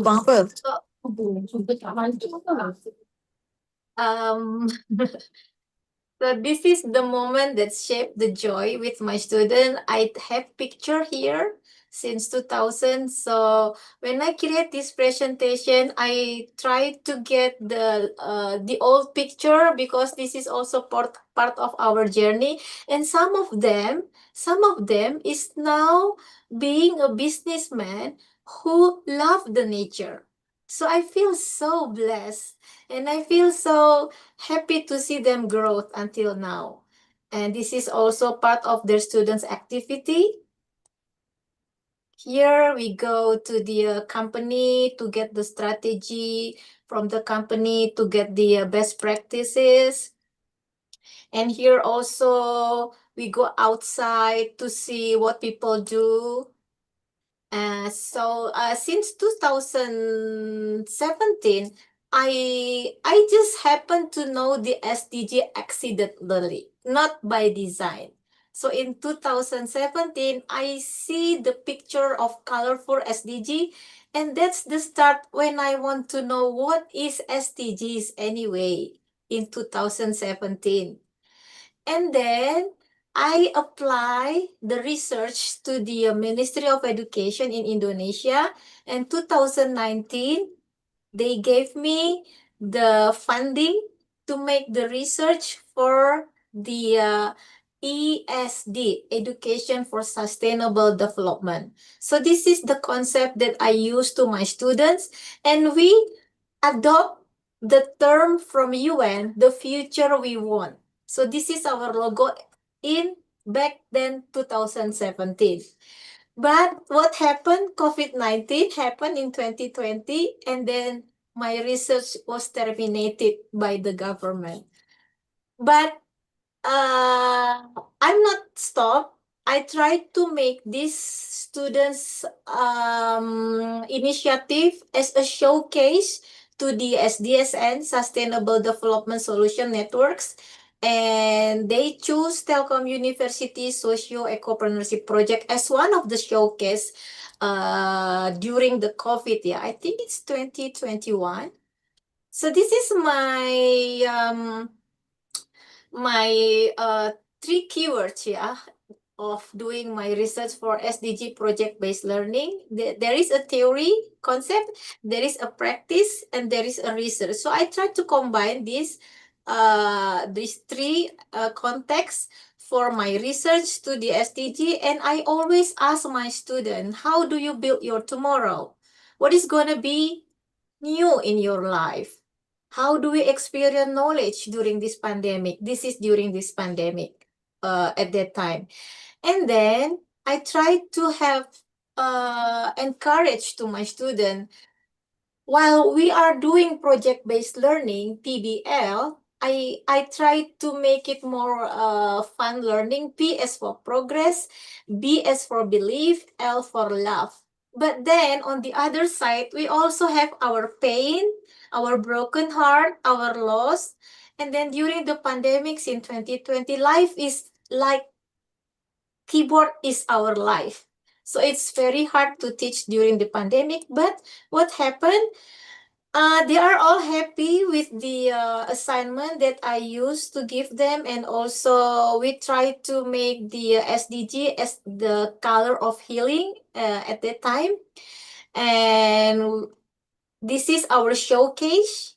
Yeah, I will give it through the Zoom. So if you go to the Act for SDG, it's still there from the students. They put their assignment to this platform. And there is another one, Village. It's still ongoing until now. So for me, success is a journey, not a destination. And I always said to my student, enjoy the process. I've been involved in Village since 2020. That's because of the COVID also. And I put it into my YouTube channel. This is also my students during the Village. But sometimes we fail, yeah. This is two of the cases that fail during the pandemic, yeah.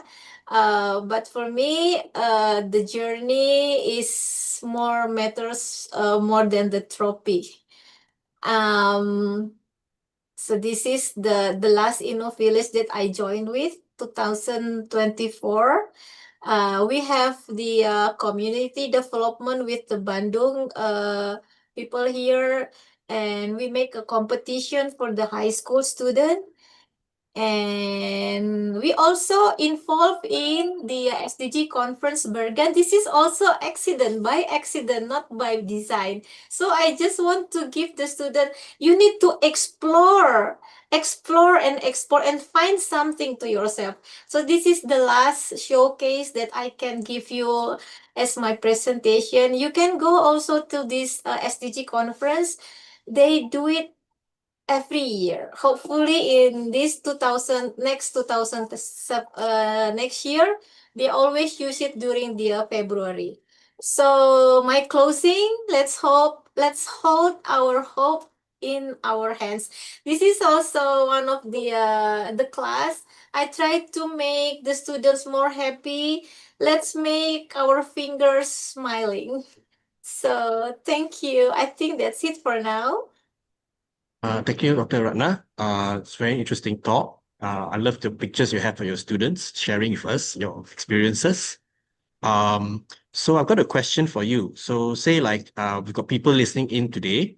So you had differences. Can you tell us a bit more about youth-led sustainability project that you've been a part of? Can you tell us? Can you share maybe a success story with us? Yeah, I think one of the important key is the role of I always give the concept of pentahelix. A for the academician, B for the business, C for the community, A, B, C, G for the government, and M the media. So we need these 5 roles to give the way to the students. Every parties have their own role so that the student have their own environment to grow. I think that's from my experience, but it's not easy. Let's see. Can you give us any examples of any success stories you want to share with us? Yeah, the success story I think is Village because Telkom is part of the state-owned government. So they give a program for Telkom University for the funding. And then we, as an academician here, we will be a mentor. And the community as our living lab. And the media as our place to show the world. This is how we make it during this pandemic and then continue until now. I think the internet, the technology, whatever you can use it as your showcase, show it to the world so that I think my I think I will take Miss Farina, yeah. Be patient and then build trust, and then the technology will help you. I see. Right. Yes, a lot of tools, actually, digital tools, really blew up during the pandemic. So everyone now we were forced to actually find new ways to reach out to people. And I think now that all these tools have been established, these are very powerful tools, actually.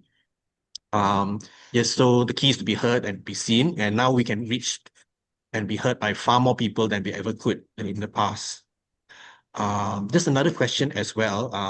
So you mentioned that there were some projects which didn't, some projects worked and some didn't, right? Are there any lessons to be learned from this? What factors made the youth initiatives succeed or fail? I think competition.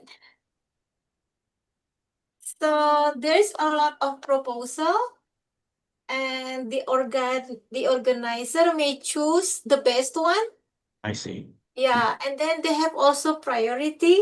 Perhaps our proposal is not matched with the program, something like that. But then I may say that please don't stop, because community is still here. But the difficulties for me is students come and go. So the changing is every time. But then we need to remember that the student the change agents for their life. That's why I always say, please explore and do something that you love. Okay, well, yeah, thank you for that, Dr. Ratna. Yeah, that's very good advice. If you're doing something you're passionate about, it's always rewarding one way or the other. Whether you succeed or fail, it's just a start. Yeah, you still go on beyond that. So thank you very much, Dr. Ratna. Can I just check with our next speaker, Associate Professor Dr. Addison? Are you here? Hello, I am here. Oh, thank you. Yeah. Hi, Doctor, Yeah. Professor. Okay. So I'd like to, Addison will be giving a talk on the from ideas to action, making it real. Okay. How can they bring SDG into practice? So let me just start by giving a quick introduction to our speaker. So Dr. Addison is from Raja Mangala University of Technology, Lana. Is that correct? That's correct. Right. Okay, right. And before this, you studied in TUD, the Dresden University of Technology. Is that right? Yes, that's right. In Germany. Okay. Okay. Thank you very much for that. So without further ado, I'd like to invite Dr. Addison to take the floor. Okay.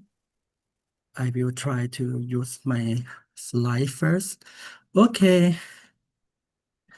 Thank you very much for organizer for this forum, and I would like to greeting for all participants now in Zoom or on YouTube, around 500 participants there. Good morning from Thailand. So my topic is belong to from idea to action, making it real. When we would like to do something too real, many people say that, oh, just do it and then everything will be real. This sentence look like simple or normal, but actually it's quite hard to do. A big question lie behind it, especially for to reach the sustainable development goal. For me, I have worked in this area for really long time until now. I still not finished with this work. What I have learned from this way, sustainable development is never finished. It belongs to our action, affecting both present and future. A lifelong work and duty until we run out of energy, or until we die, I mean, because we have to protect our environment for ourselves, for our young generation, our grandchildren, something like that. And on the word for the word sustainability, we can be any both or all of these. The first one is the problem maker. The second one is the caretaker. The last one is the one who receive the impact, what we do, what we done. Some people may wonder why I say that sustainability is work, but in reality, sustainability is life. It is about the life of all of us, that same like that I told you before. For our children, for our grandchildren, and our future generation. Turn back to the topic or the question, how we can bring for youth idea, young people idea to action and make it real. When my idea, my opinion, if youth people have an idea, they need to find the stage to show, the arena to make an computation or make some space to do that. But for me, by themselves is very difficult. That same like the Professor Inda maybe already said, sustainability cannot succeed by children or youth, but can succeed with youth. That is correct, and I think also like that. But I mean, for older people, for adults, have to give them some stage to do the activity for sustainability. Okay, and we should declare or define to them a bit clear what is the meaning of impact, and that is such simply way for me to define to them what is the impact. Input, process, output. For example, when our friend come to us to borrow our money, if we just give money to them, that is maybe just output. They will find some food to eat for one day, one purchase, and then finish. But if they take the money, take this money to invest something, maybe they come more profit and can turn back to community or social. That is impact. That is long run and long term process, I mean. Okay, I come from Rajamankara University. Is in north part of Thailand. We have our university have 6 campus in 6 provinces of north of Thailand. This is our student. And what I would like to say for next slide, I would like to bring you to see some footprint of our student through the years. I mean, any year past years ago. So the first project, the first example is Check Dam project. This project is maybe belong to SDG 15, Life on Land. But this project already before United States nation, UN, I mean, act now for the SDG goal. That is already 2013, something like that. It's too long times ago. We bring our students to make this project to restore forest, fire prevention, and create watershed moisture for ecosystem sustainability. The project cannot finish by cannot start and cannot finish just student part or young people part, but we also have some support, some collaboration. Okay, of course, university and then our side company make this project to success, to be the success. There is any picture for this project. I really love this. I heard this proverb from Queen Elizabeth II, right? We are all visitor to this time, this place. We are just passing through. Our purpose here to observe, to learn, to grow, to love, and then we return home.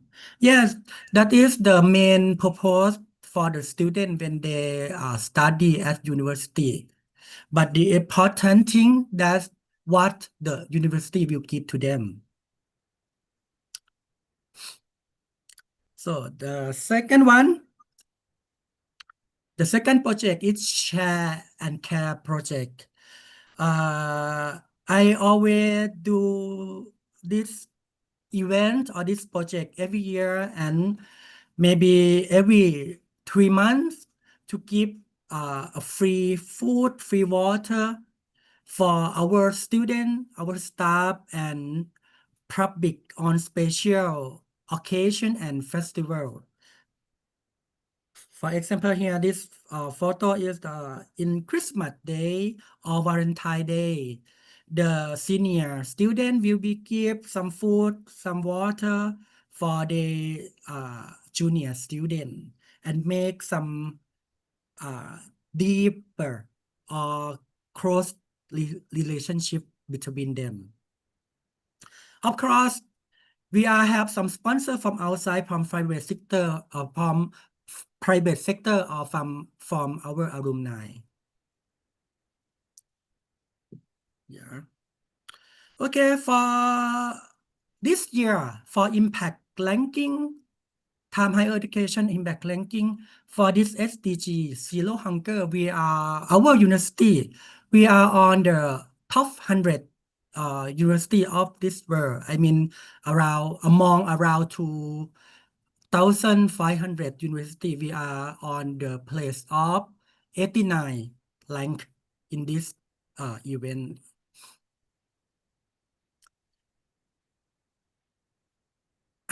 Another one that the project that I take care for the SDG 12 of my university is Sort and Sustain project that belong to the supporting our staff, our student to separate plastic bottom and e-waste separation for recycling and response disposal.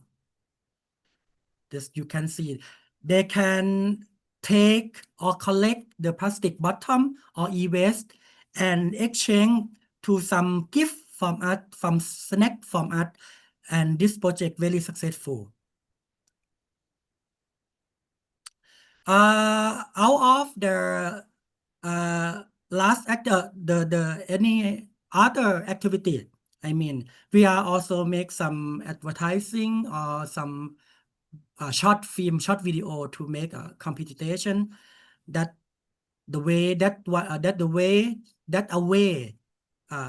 we can take our student to join for this activity.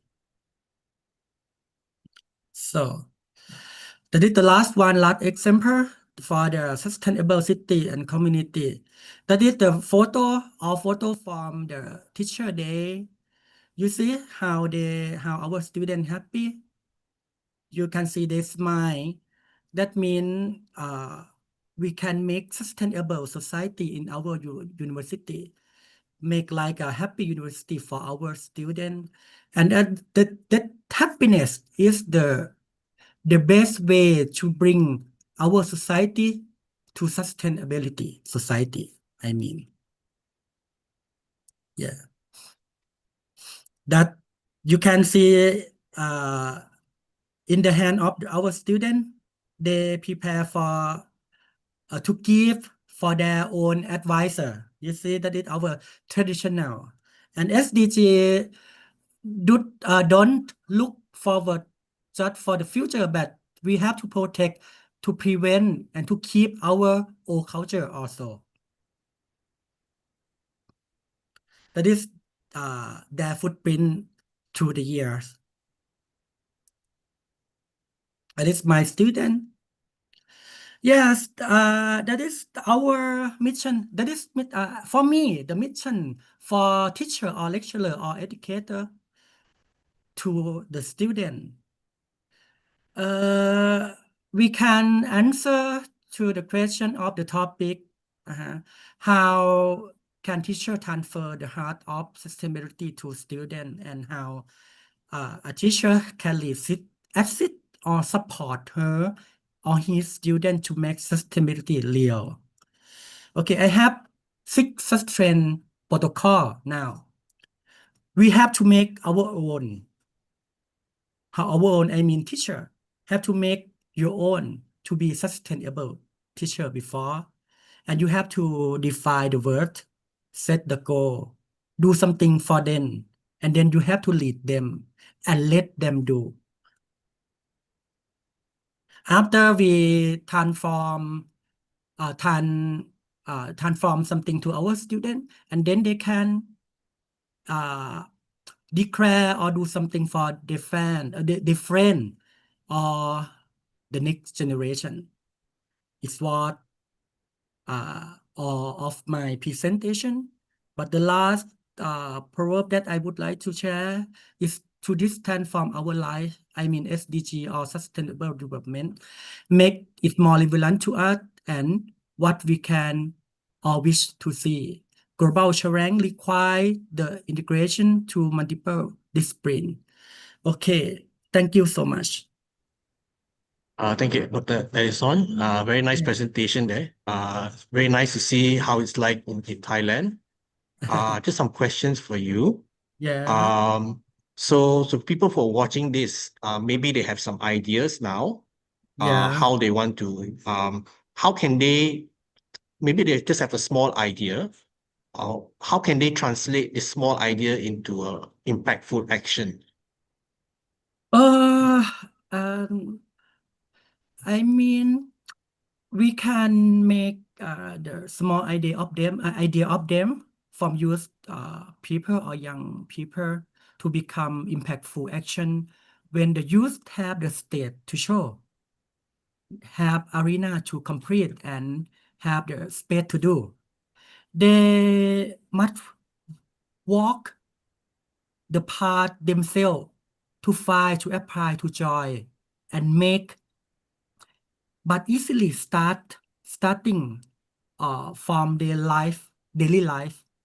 But here is the truth: they cannot build the state alone. I mean adult or teacher or lecturer or some private sector company, something like that, we must create and give them that state. And then they have arena, they have space to do the small idea. That is, yeah. I see. Thank you, Dr. Edison. So yeah, so if you have any ideas or just for simple things, maybe just to reduce plastic consumption, Yeah. or to reduce waste in the wherever it is you are, the university, the school. Yeah, maybe you can approach someone at the university or some senior, and they can help you to build up and scale up your idea and translate that into something meaningful. So from something just, you can start, like you saw in the video, some of them, they have campaigns, they make videos, to promote people to reduce plastic waste. Yes. Yeah, things like that are just simple things that you can do, but actually can be a very good impact. Yeah. Another question for you, Dr. Edison. Can you recommend any resources or networks that are useful for scaling up youth initiative? Like, say, someone has an idea now, and they want, so like for example, do a campaign to reduce plastic or something. Who can they approach, or what resources can they use to bring the idea and grow the idea? Okay, thank you for the question. Many people maybe think that uh, initiative need big budgets or fancy resources, right? But the most important resources and network are people who believe in them, in the young generation, and believe or trust our young people. They need supportive adults who give them the state or some local networks to welcome their idea and communities that let them grow and learn through action. The best network is the one who say, yes, try to do it, try to do it. Yes, do it. I will support you, something like that. Thank you very much, Dr. Edison. So yeah, it seems like people are actually the main one of the most important resources that you can get. Yeah, it's not just about you're getting lots of money or coming in. Of course, that's good. But if you have people who are willing to help you on the ground, people who take the time, that is the most meaningful thing. Yes, that's it. Okay, so I'd like to take this opportunity. We're coming to the end of our session now. I'd like to take the opportunity to thank all of our 3 speakers here. Just a quick wrap up of what we went through. Yeah, so we've seen from our first speaker that we always think of human wildlife as a conflict thing.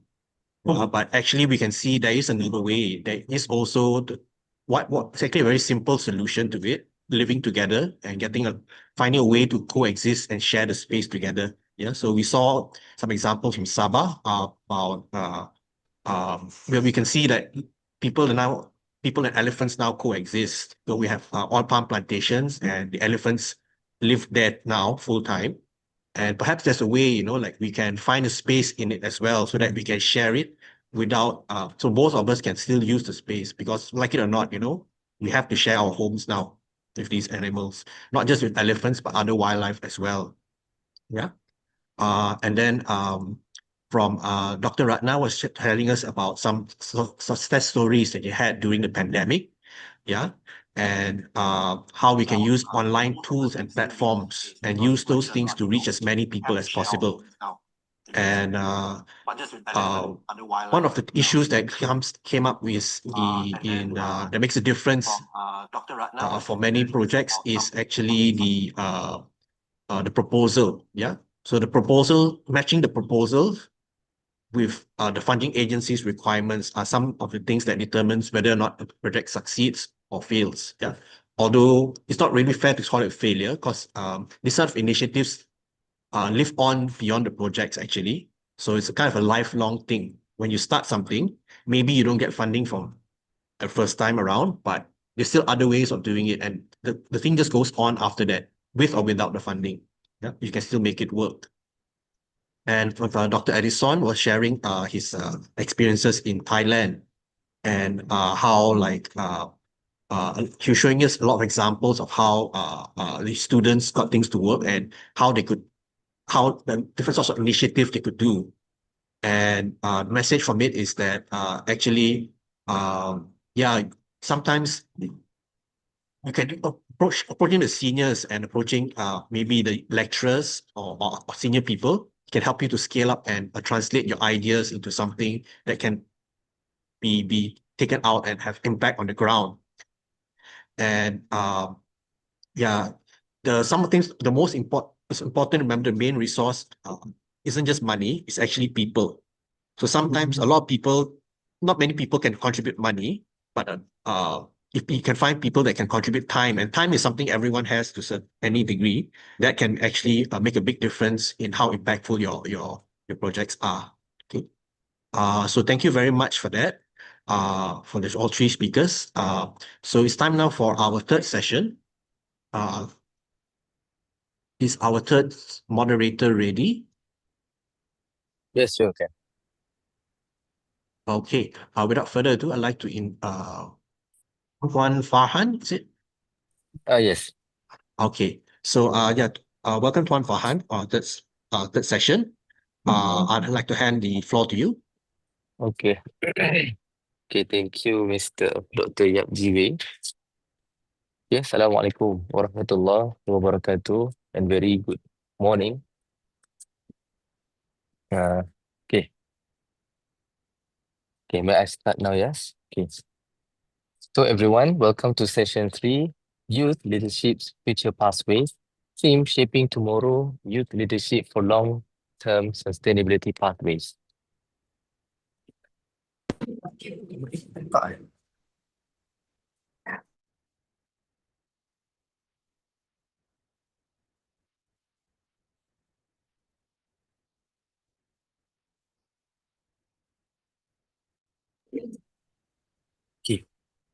This one, okay. Okay, so welcome to session 3, Youth Leadership's Future Pathways. Theme Shaping Tomorrow, Youth Leadership for Long-Term Sustainability Pathways.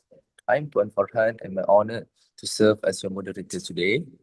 So our focus this session is to explore how young people can play active leadership roles in shaping long-term sustainability, not just as participants, but as a co-creators of meaningful change. So we will dive into 3 big ideas today.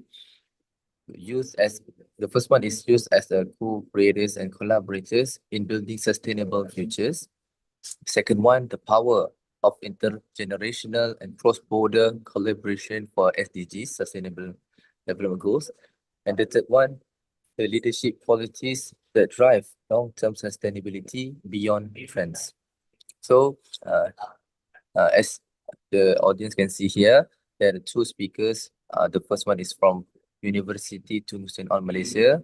As we can see here, Mr. Amir Lukman will be carrying topic on youth as co-creators of sustainable futures.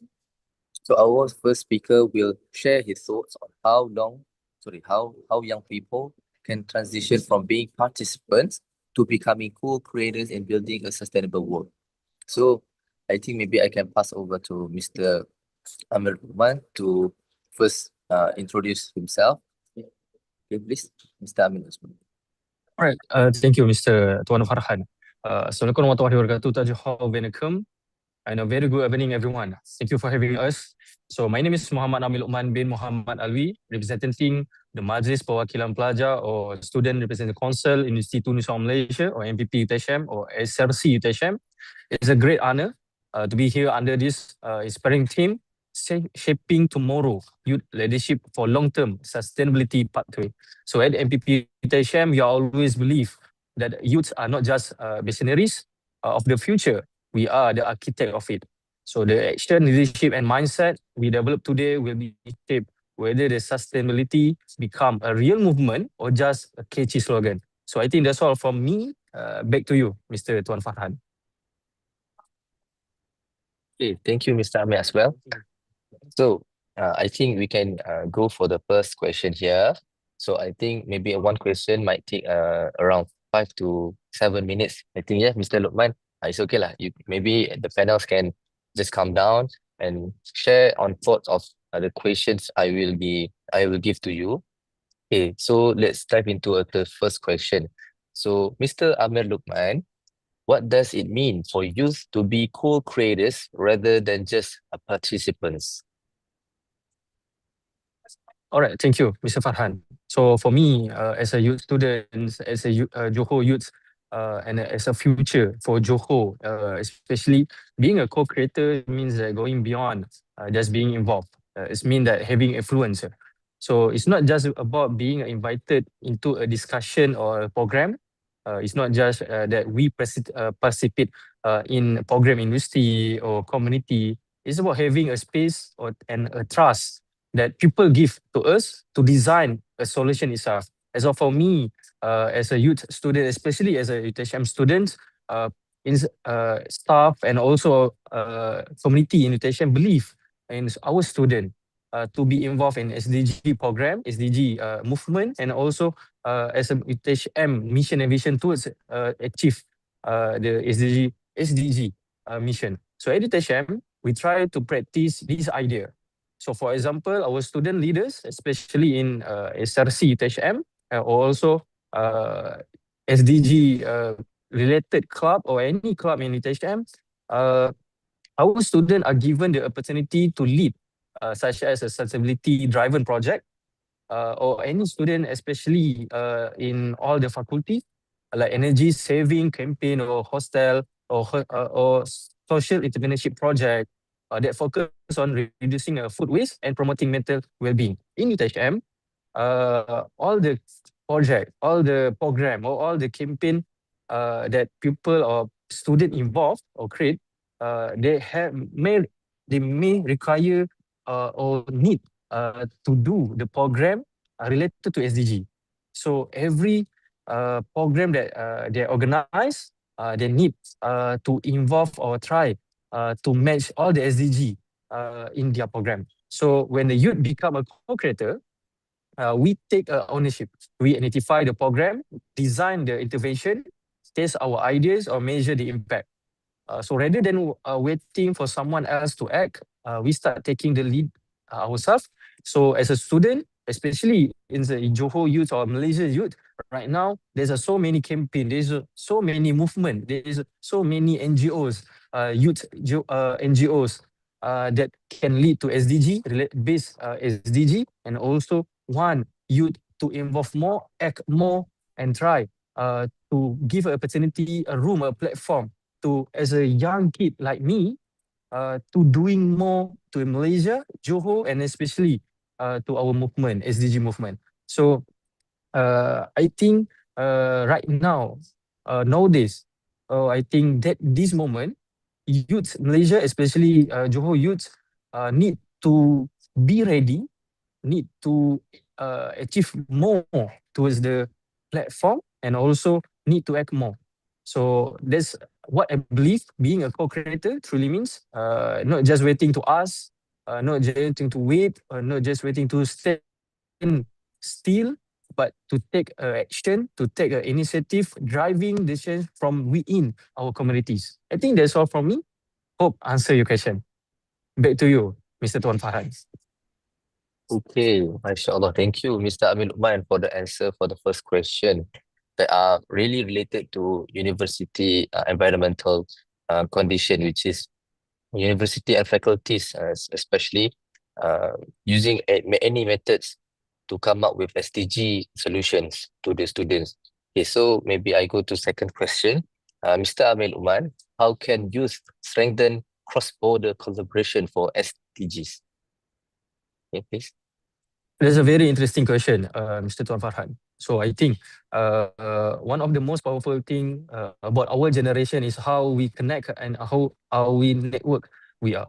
So we don't just live in a local bubble or circle anymore. We can build a meaningful partnership, networking across the border throughout the platform, like the Asean Youth Forum, YSLE, and or International Student Exchange. So at UTHM, University of Indonesia Malaysia in Johor, we have been involved in several mobility and knowledge sharing program. So as a MPP UTHM or SRC UTHM, we have been this session, we have been so many benchmarking tours in local and also international. So as I can be an example, this year, MPP UTHM or SRC UTHM, we have been benchmarking to two countries. One is Singapore and second is Uzbekistan. So we not just collaborating, networking in our bubble in Malaysia or ASEAN. We try to involve more in the Middle or Middle Eastern or around the Asia. So we not just being benchmarking or networking throughout as a youth or SRC, but also we want to connect and to study more about the green technology, the SDG they apply in their program or mission, and how organized student leaders in their university try to achieve SDG movement and ideas. So throughout this program, we have been able to share what we works in our community project, learn from others, and even co-develop the ideas that can have wider regional impact. So not just the MPP UTHM or SSC UTHM go to the benchmarking in other countries, we also send our students, sends our people to international forum, to international convention, to international SDG program. We also collaborating with Club Beli Perhatian, one of NGO in Malaysia that organize very annual, very impactful annual about SDG and also sensibility ideas. And one of it, we want to achieve giving some insight as students and youth in university, Malaysia University. So I think cross-border collaboration help us realize that sustainability challenge are global, not just a regional or just in one bubble, but the solution can start locally. So when youth from a different background come together, work together, discuss together, we don't just exchange ideas, we build empathy, trust, and share the purpose. So I think one of it is youth in Johor, especially in UTHM or Malaysian youth right now, need to do or try to implement intergeneration or cross-border collaboration.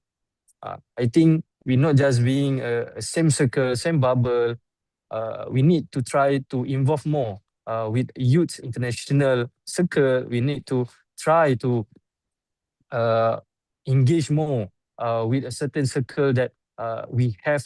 Because of, I think, Tuan Farhan, student in Malaysia is very focused in tunnel vision only. I think if we want to achieve more, we work together, we discuss together. I think this is a time for youth. It's not just focusing their self, but try to expand more the circle and the bubble. So I think the interconnection, the cross-border collaboration, the intergeneration networking is a connection that turns a small initiative to a global movement. So I think that's my answer. Hope it's helped. Okay. Thank you very much, Mr. Amir Uman, for the sharing on how Student Representative Council from MPP Asean, and I believe most of the student leaders from other university as well as our collaborator here also sustain or planning to do some collaboration programs within the regional or outer through the communication and collaboration between other universities. So that might help students to get involved in international levels in terms of professionalism, creating programs, and most importantly, will do on sustainability development goals in movement, which is there is 17 SDGs as we know that might be important for every university to come up with their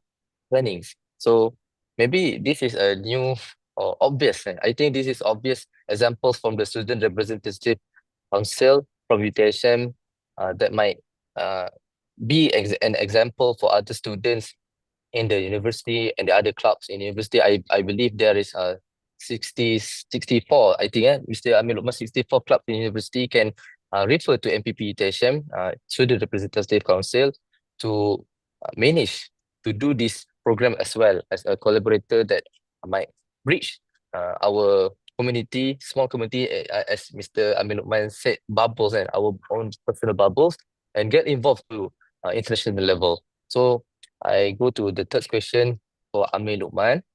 Mr. Amir Lukman, how can intergenerational collaboration strengthen sustainability outcomes? So I think this is one of my favorite questions so far. Because personally, I see sustainability topic as a shared journey together. It's not just a marathon, it's just a journey towards everyone want to share the same vision, the same ideas, the same direction. So one that goes beyond the age. So youth bring fresh energy, creativity, and a digital first mindset. Meanwhile, the older generation brings the experience, wisdom, and a strong understanding of the structure of foundation. So at UTHM, we have seen how this combination can create a real result. For example, in our community engagement project, students often work alongside the senior students, lecturer, and local leaders. The youth come in with the bold ideas, and the senior help refine those ideas with the practical insights. So, and nowadays, we can see that these mentorship ideas have been implemented in not in Malaysia, but also in Johor, especially, and I think it is widely spreaded in Malaysia. So intergenerational collaboration are very important nowadays for help.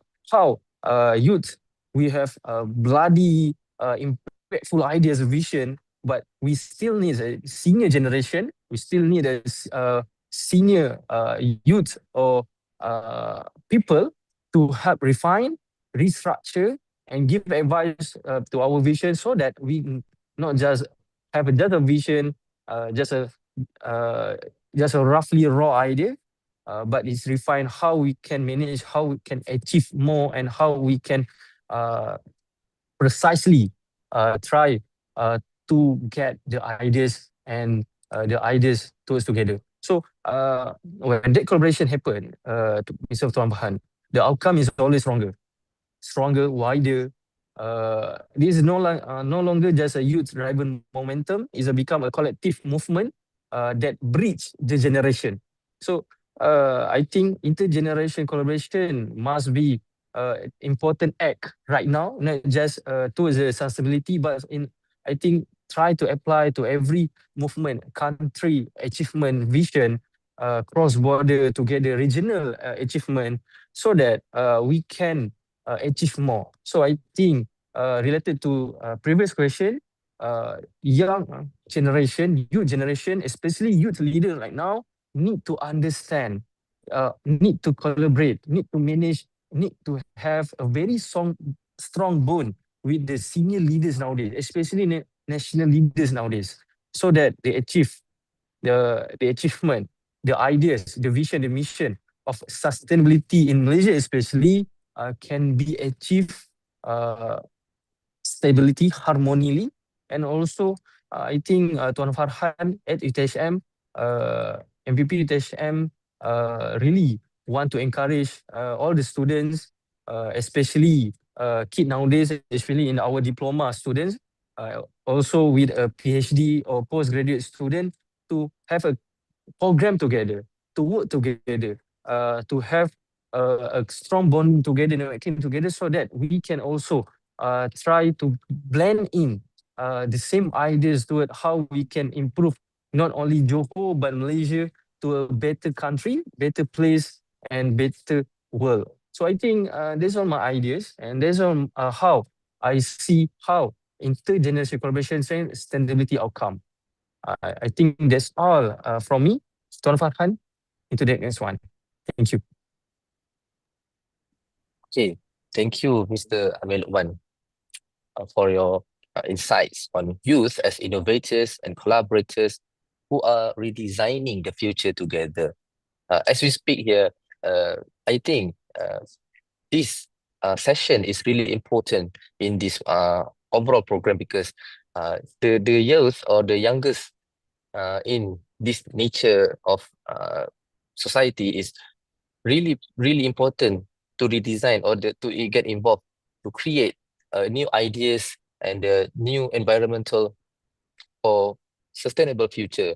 So I think maybe that's so relative to our session today lah, with Mr. Amir as the Student Representative Council from UTHM. And I believe Mr. Amir here is very honest with the session that he shared to us. So maybe we go to other perspective in international speakers, which is the second speaker, Mr. Nurul Yalif Hoja Akbar Azamat, on topic leading long-term solutions. So our next speaker, Mr. Nurul Yalif Hoji Akbar, and I might call him Mr. Hoji. I think my friends call him Mr. Hoji. That might be easier for me to call. So Mr. Hoji here will share how youth leadership can ensure that sustainability is not just a trend, but a commitment to lasting change. So Mr. Hoji, can you hear me here? Assalamualaikum everyone. Yeah, I can hear you. Can you hear me? Sure can. Yeah, someone just called me here. Okay, okay, Mr. Hoji, can I get some introduction from you, then to audience to know you and hear from you, your background and others. Yeah, why not? So my name is, I know that is hard for you to pronounce. My name is Hoji Akbar Nurullayev, and I'm from Uzbekistan. I was born and till this day I live in Tashkent, and I'm a second grade at Tashkent State University of Oriental Studies. My major is tourism and hospitality. My faculty is the Institute of Foreign Policy and International Economic Relations. Currently, I am involved in so many projects, not only at our university, but also the beyond our university.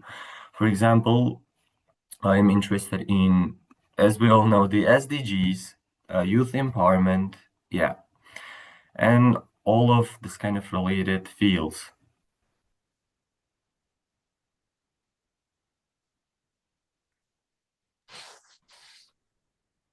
Okay, Mr. Hoji, is that it for your introduction here? Yeah. Okay, mashallah. Thank you, Mr. Hoji. So I think we can go to the session, the primary session. Okay. I might ask you, Mr. Hoji, how can youth ensure sustainability efforts go beyond short-term trends?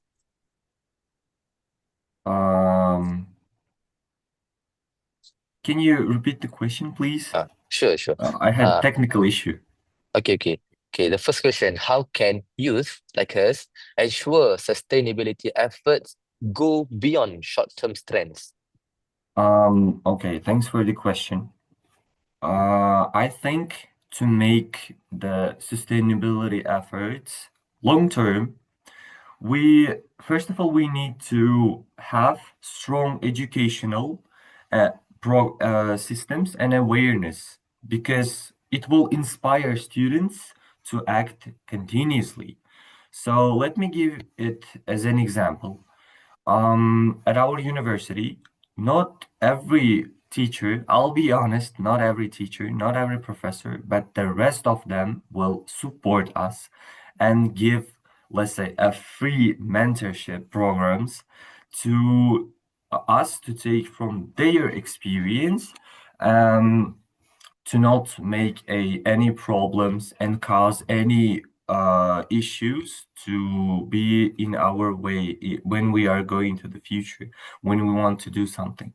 So I think the education awareness is one of the important parts of sustainable efforts that need to be done for having the long-term efforts. And also at my university, at Tashkent State University of Oriental Studies, we have seen and made, youth-led movements that continues projects beyond one semester. We've done, we had Eco Volunteers Club, not one. I think Eco Volunteer Clubs are 3 or 4.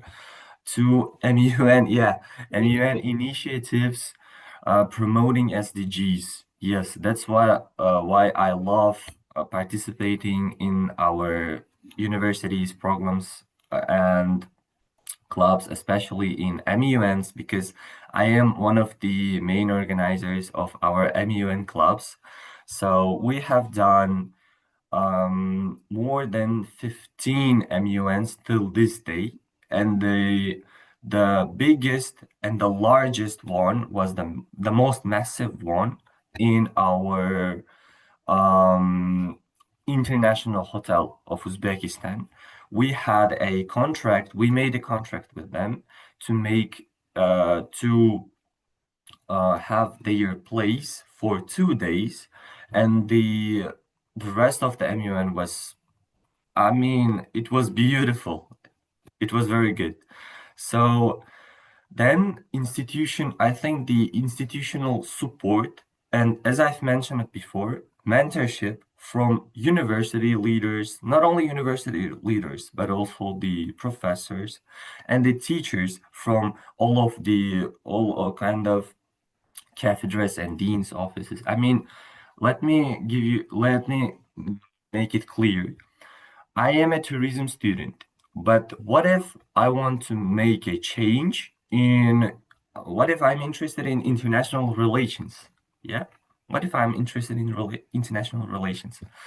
When I want to ask from my teachers, they don't have idea. They can't give me any information because they are tourism professors. They are tourism leaders. And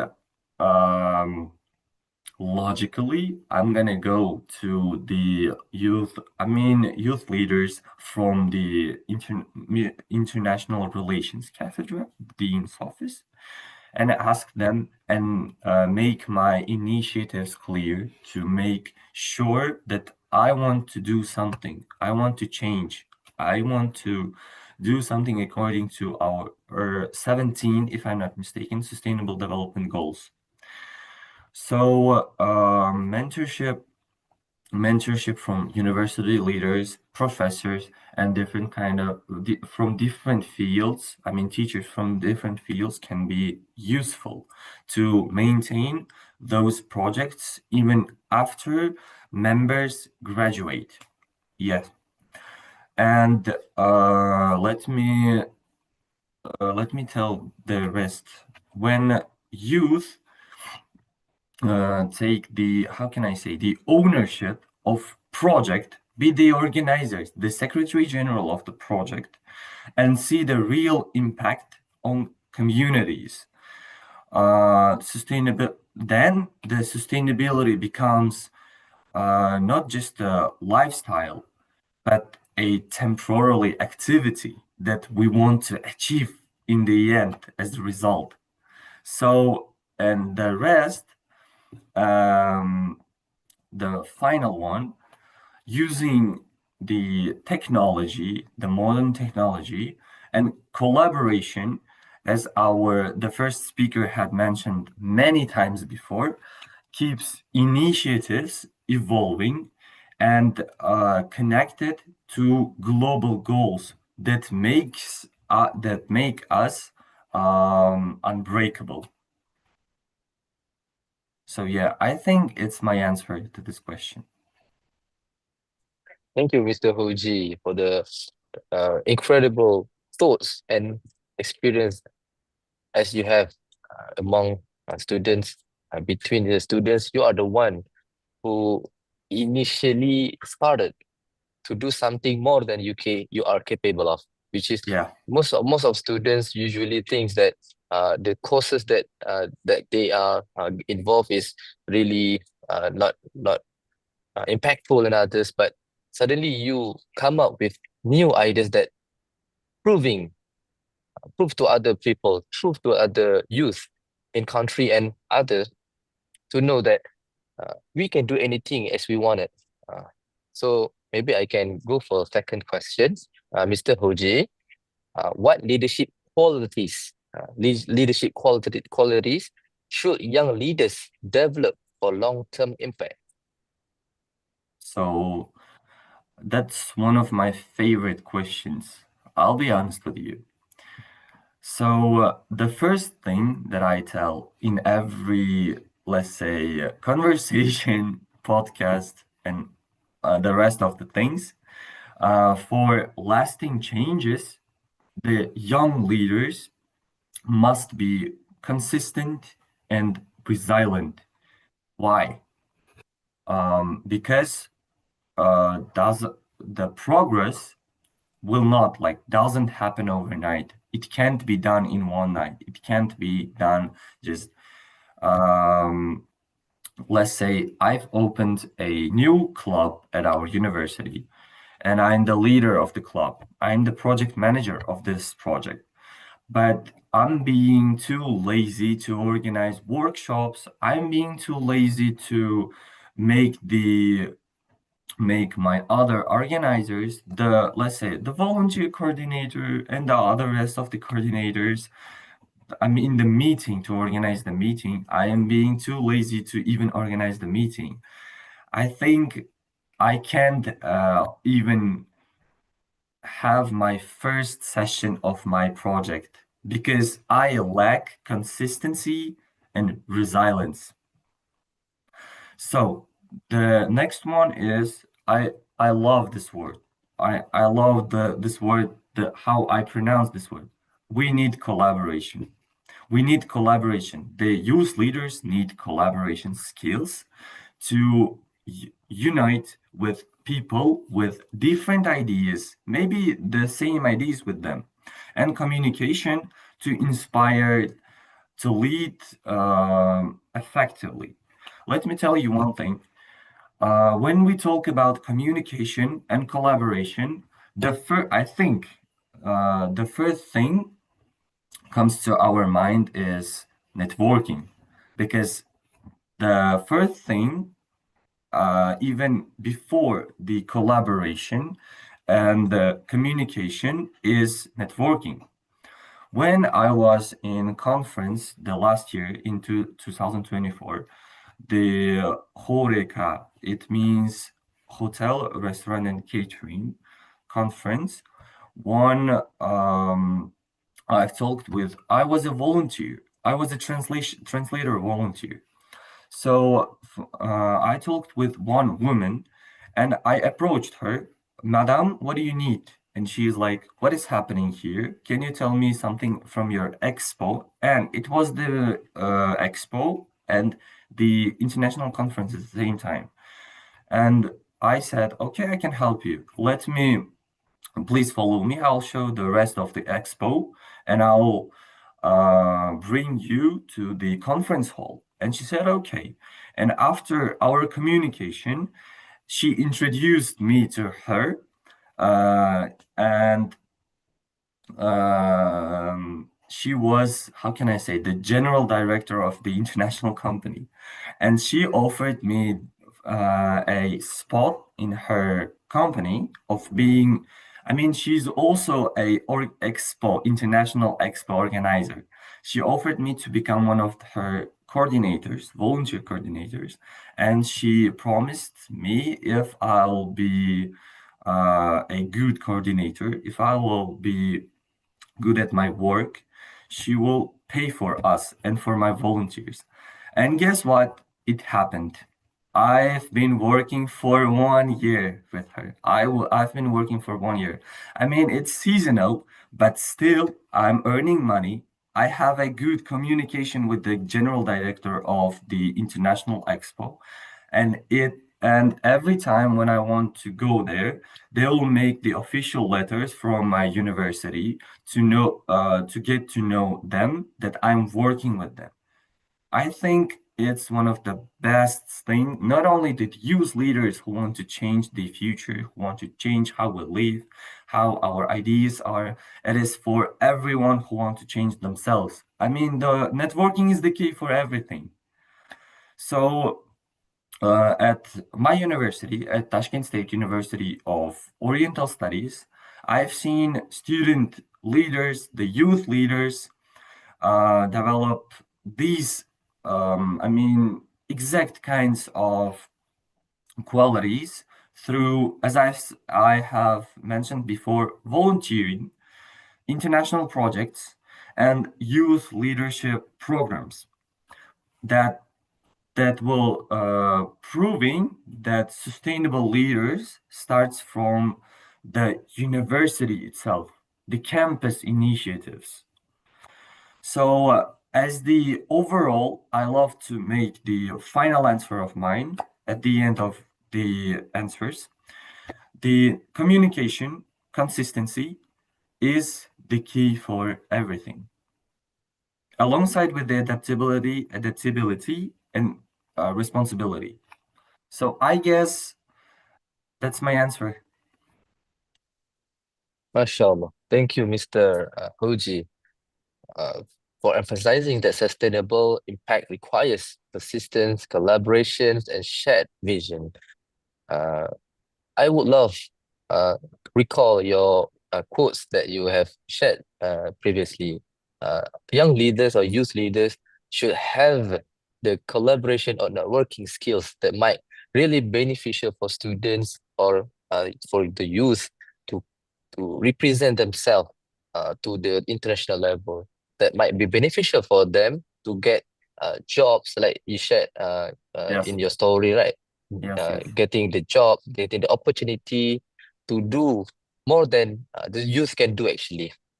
So, okay, so now let's open the floor for the panel discussion with both lovely speakers here. Together, we will explore what youth leadership might look as we approach 2030 and beyond. So, back to Mr. Amir Lukman. Maybe Mr. Amir Lukman can open camera as well. So, the first question we go to Mr. Amir Lukman. Okay. Mr. Ahmed is ready. Yes. Yep, sure. I'm ready. Okay. So, Mr. Ahmed, what will define impactful youth leadership in 2030? Thank you, Tuan Farhan. So by 2030, impactful youth leadership will be defined by purpose. Number one, purpose. Number two is, I think, adaptability, and also one of right now we are doing right now is a collaboration. So as a youth leaders, especially in Johor and Malaysia, from institution like the UTHM, our role isn't just to be representative. It's a reimagine the solution that cut across social, environmental, and digital dimension. So leadership is no longer about a position, it's no longer about a title, but to influence and to be impactful. So how we empower others to act is how we integrate sustainability into a decision making, and how we use the technology responsibility. So in Johor context, youth leadership must be also a community rooted, community based. So focusing on local empowerment, mental resilience, and also economic innovation. So the most impactful leaders, especially as a youth and Johor youth leaders right now, will be those who connect with vision to action. So as right now, Johor is towards to be a greater Johor, especially in terms of sustainability. So at the UTHM right now, we are also supporting the ideas, supporting the vision and mission with our own mission. So leaders nowadays, especially in the youth leaders, have to listen, to co-create and sustain a long-term impact rather than to short-term connection.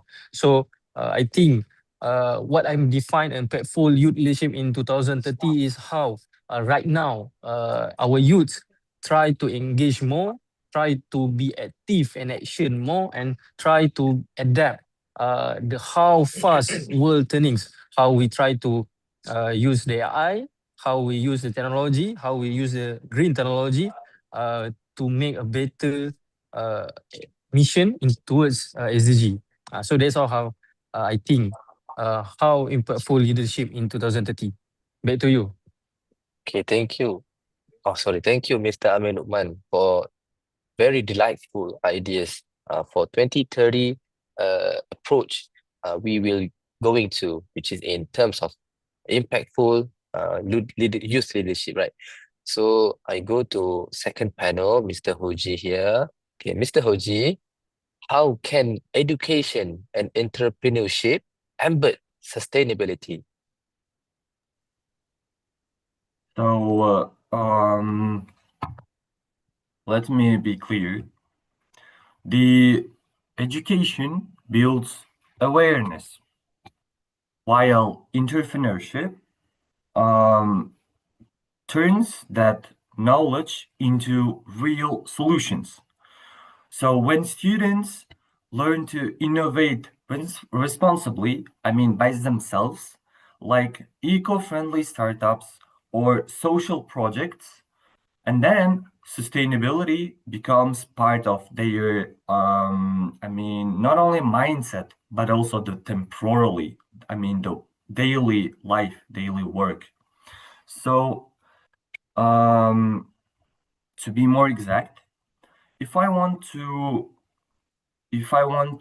create a sustainable project that will be helpful for not only for me, but the rest of the people who study with me, who are working with me. I mean, I've already opened a club, and guess what? My club's name. It is Youth Leaders Club. Yaş Liderler Klubu in our Uzbek language. And what does it do? What does it do? I mean, I collected not only from my graders, not only from my faculty, but also from those who learn languages, the economists, tourism, like the tourists, we call the students tourists, and from the international relations, and the rest of the students from another faculties, from the rest of our university. So the club is about not only the diplomacy, but also the networking. And alongside with our education, we introduce ourselves, not every time, but the starting months. I mean, this month is the starting month, so everyone will introduce themselves. Then everyone will introduce their startups, let's say, or projects, and we will see which ones is better. Better at what? Better at the better at financially, better financially, or I mean, which can benefit for us to fund, cover their club or projects, because if we will open another club that is, I mean, I'm not trying to be rude, but useless club that will work for students together and that's all. Watch a movie and that's all. No, we will collect ideas, we will collect people, we will collect the youth leaders that will be mixed. Our club is mixed with education and entrepreneurship. I mean, the startups, the new projects, opening new projects, because I am the project manager of this club with my friend. And of course, why I said about funding, why I mentioned about funding, because the dean, the director of our faculty himself, said if we have kind of reliable, I mean, logical, realistic startups, he will talk with our, like, the university management, let's say. Maybe like 80%, they will cover. They will cover our startup. They will cover that the young entrepreneurship and those who are already studying and doing something helpful.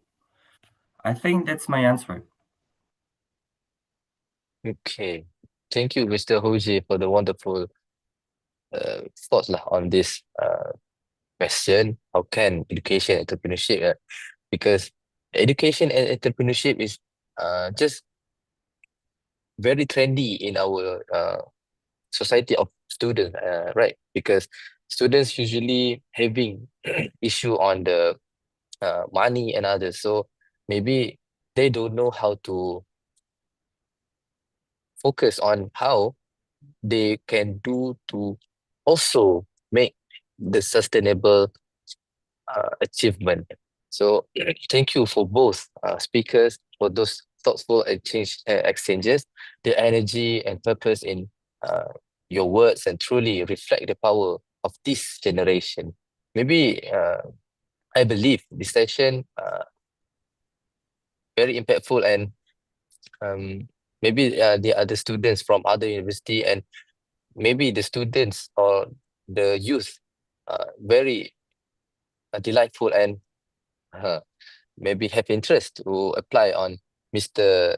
Hoji and Mr. Amir Lukman University just for meet them and join the club, as well as what Mr. Hoji has developed, and Mr. Amir can encourage them to join the MPP or the student representative as well, because these two panels have shared so many things that students have been developed and has been involved as well in this university. So I think that's all for this session. As we close to this session, let's take a moment to reflect on what we have learned. So the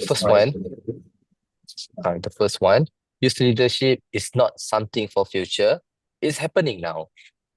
The second one, collaboration across generations, nations, and sectors is vital for achieving the Sustainable Development Goals, SDGs. And most importantly, sustainability is not a trend, it's a responsibility to all of us. So each of us here has the capacity to lead, whether through innovation, education, or communication engagement. So let's keep this momentum alive. Let's co-create, collaborate, and continue to shape tomorrow together. On behalf of the organizing committee, I would like to thank our speakers, Mr. Amir Lukman here and Mr.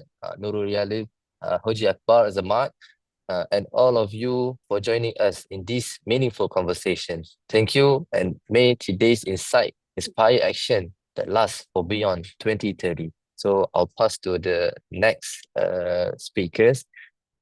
Maybe have 4 minutes to okay, Mr. Prof. Dr. Jo. Okay. That's all from us. Thank you. Okay, thank you so much, Tuan Farhan, for moderating session 3. So now we have move on to session 4. Just want to double check. Can you all hear me? If you can you do a thumbs up? Can you all hear me? Really? Okay, all right. So I see a few thumbs up there. So I'm assuming everybody can hear me.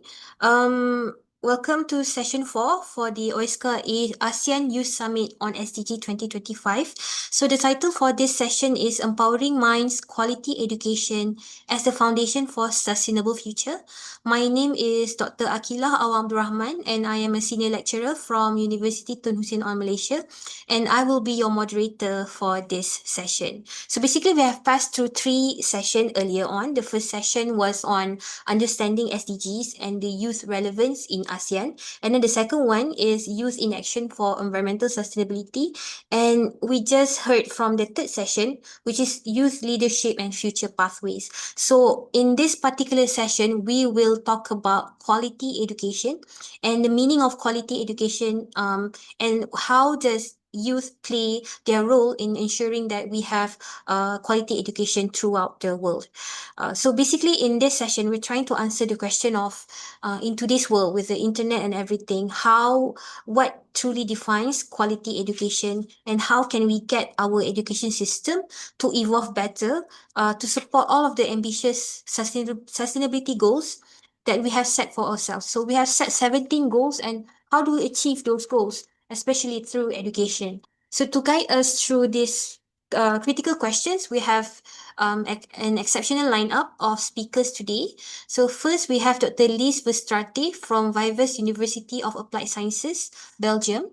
Can I double check if Dr. Lies is here?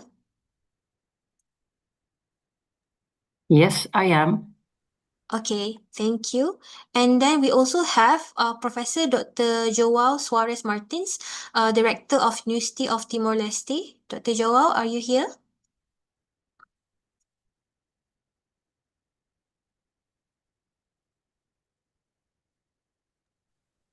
Akila, Yes? maybe hold on a moment, because I've been told by Professor Joa here at the moment they have an earthquake over there now at the moment.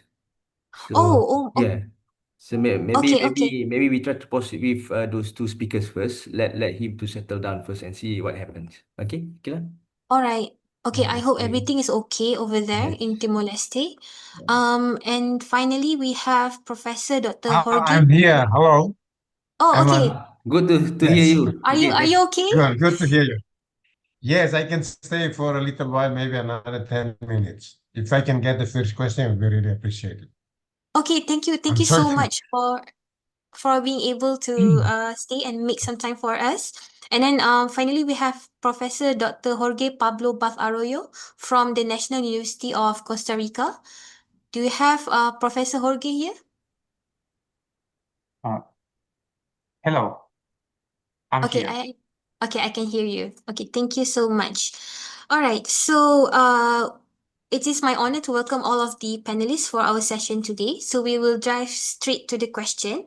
And my first question will be to Professor Dr. Joao Soares Martins. So we look at youth today as learners and at the same time leaders. So these young people, they learn, but hopefully they can also lead. And in a way, they are very open nowadays, very connected and very proactive. So the youth nowadays are very proactive in so many ways. So how can the youth translate what they learn in classroom into a sustainable community action, in your opinion, Prof. Joao? Thank you very much, Ms. Aquila. I'm Dr. João Martins from Timor-Leste, director of the National University of Timor-Leste, East Timor. As you know, Timor-Leste is still quite young country because we just got our freedom from 1999, so 26 on, and then formal independence was on 2002, so we are officially 23 years old right now. And since independence, we have focused on the development. Education, one of the sectors very important. And when we talk about education, we talk about young people, we talk about children. Our population, almost 70% age less than 35 years old, so quite a very young population nation. And that's forced the nation to develop strategies which is actually support or in line with the needs of the young population. And obviously the question that you ask about the leadership, how we translate them in the classroom to the community or to the society. At the university, normally, traditionally, we have a curricular subject and we have extracurricular. That is very traditional way when they can do attending classes or subjects in the class, but also they have extracurricular activities like sport, organization, or arts, and etc. within the university, or they can do it outside university as well. And that's why in the university we have a association, students association, where these students they organize themselves. They have their own leadership. They have their own ways of working, and these students they also look after the well-being of the student, ensure that the university or the schools offer the subject that they are entitled to get, they have the right to get, and they ensures that the calendar academic hours needs to be followed correctly. That is one thing that they control the quality of the education. But also outside that, they also have their activities, which is they focus on sports or they focus on leadership training. We have lots of leadership training they conducted to our students, particularly at the university. But this kind of training is also open to those ones that did not have chance to come to the university, particularly youth organization outside the university. So our students, apart from joining the association within the university, they also join association outside, be it on party line, political party line, but also on the interest line. For example, students that we call it as I'm sure that in Indonesia they have it, in other countries they have it, students that have a passion to environment. And I have that kind of group in the university where they conduct activities. They're going to bush, they're going to sea, they're going to just to protect the environment. They do protect marine conservation. So all those things that really have impact on the society, but also in protecting our environment. So this kind of thing that we allow them to grow in their own leadership. So we not directing them, we had not followed them strictly, but we give them liberty to develop their own style of leadership, because things that in our time may not correspond well or may not suited their time. So we just follow, accompany, and then see what kind of leadership that comes up. I think these are things that we do and we observe in our country. Okay, thank you, Prof. I think you make quite a good point, because some students we see that they are natural leaders, but then some we need to polish a bit. But if we give them the chance, then they can lead in their own style, and then they can be change makers and leaders in their own way, because they are leading the youth as well. So youth should lead youth, right? So thank you. So my second question to you is, so you said just now that a lot of your students, well, they join societies in the university and then they go outside as well. So what are the strategies that you see that we can make sure that no youth will be left behind in education? So that is the question. So because some they have a chance to go to university, but how about the others?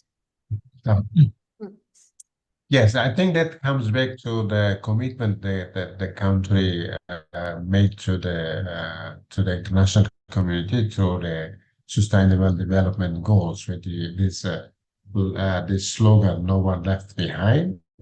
Our country is also part of that, and we implemented it right away from the beginning. And obviously, Timor-Leste, we have although the country is a little economically dependent on the oil revenues, and we still have a large proportion of the population that categorizes as multidimensional poverty, around close to 42%, and malnutrition, the stunting rate is 47%, very high. But leading to the issue of no one left behind, that's the principle our government is working on. And obviously, we wanted everyone to enter to university. And in Timor-Leste, education is free. Up to primary school to secondary school is free. And at the university, they pay very less. I think my university is the cheapest university in the world, because they only pay $30 per semester. So 1 year they only spend $60. I mean, that's the tuition fee. Obviously, they will spend more for their livings and their needs, but the school fee is very small. I'm sure that in ASEAN countries, that with $30 you cannot go to university to pay for 1 semester. That is the situation in Timor-Leste. That's the state university. But at the private university, they charge a little bit more, maybe 3 or 4 times higher than the national university. This policy of no one left behind. Yes, I think the country expects that everyone to have a right to education, ensure it. But I'm sure that people in the remote or isolated areas do not have this opportunity. Do not opportunity, but and also not when it comes to university, although education is free, but there are additional costs that still become a burden, and that pose a limit that definitely some segment of the society will still left behind because of the inability in terms of the economy. But the country addressing that by providing scholarship to vulnerable people, to the sons and daughters of the veterans, and also other vulnerable group like disabled people. We also provide scholarship for them to enter university. So these are the kind of policies that the government the government does in order to increase the number of people that join in the inclusiveness, and less and less are left behind. So that is my answer.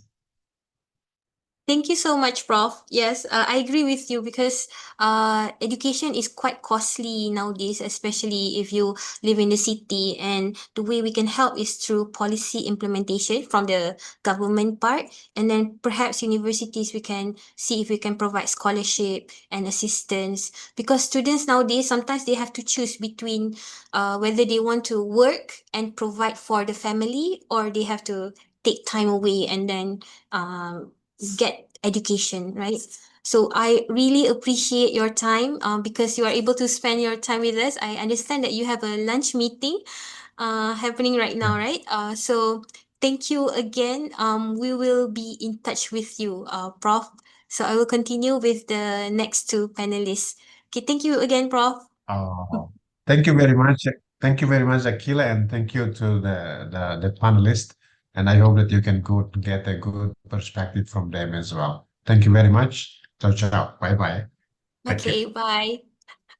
Okay, so Bye, next bye. we have our two more panelists here. So we have Dr. Liz Vestrati and also Prof. Jorge. I was informed that actually the earthquake happened in Costa Rica. And Prof. Jorge, are you okay?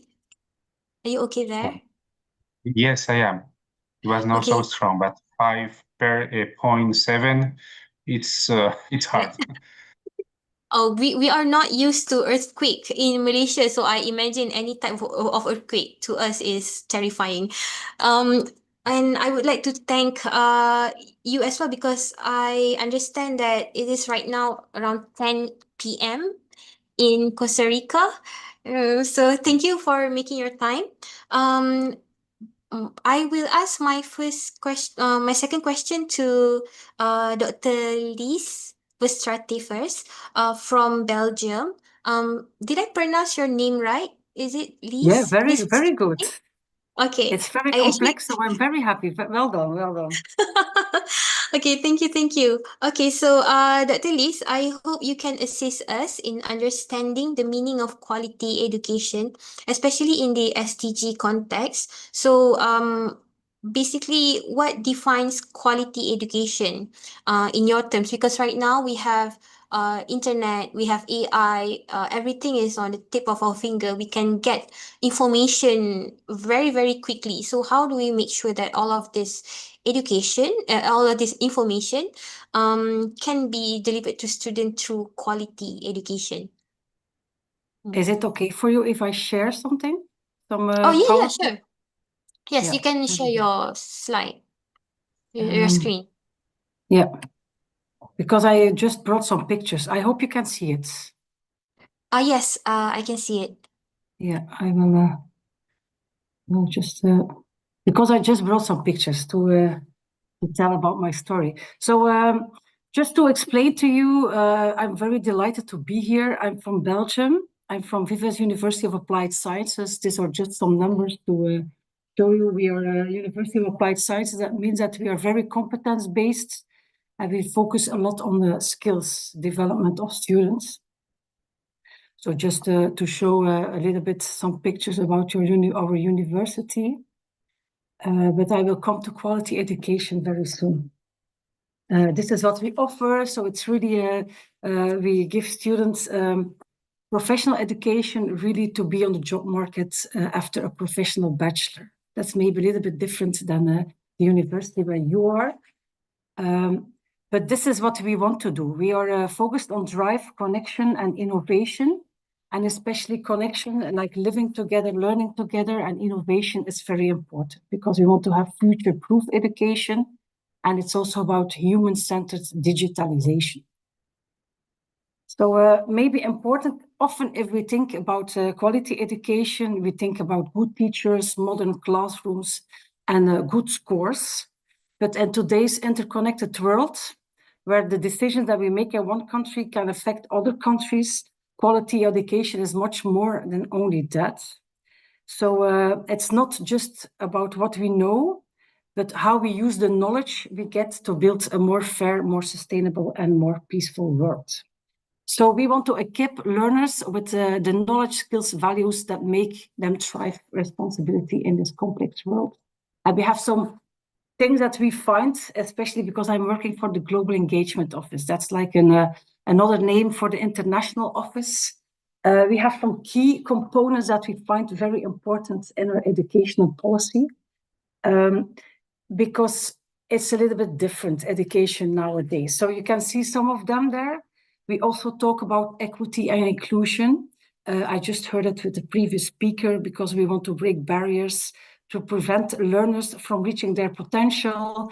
We really want to focus on competence development. That's about future skills, critical thinking, system thinking, creativity is important, communication, collaboration. We also think values and global citizenship is very, very important, because we want to build empathy, ethical awareness, intercultural understanding, and also a sense of shared responsibility with our students.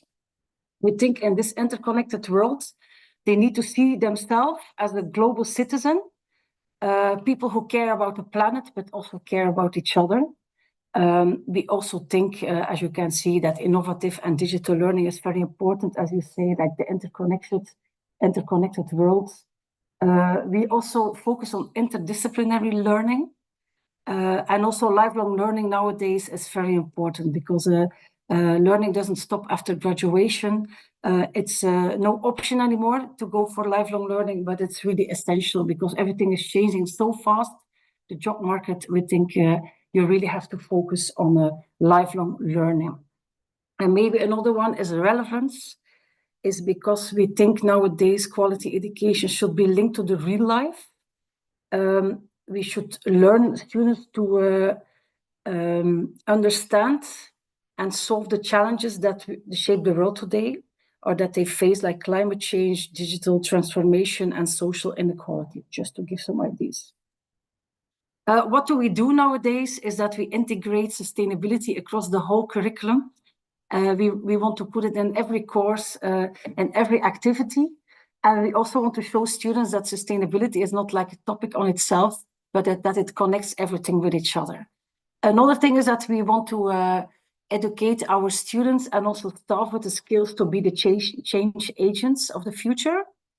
We foster especially our local and global partnerships, because we want to involve them in the local community, but we also have global networks that support them.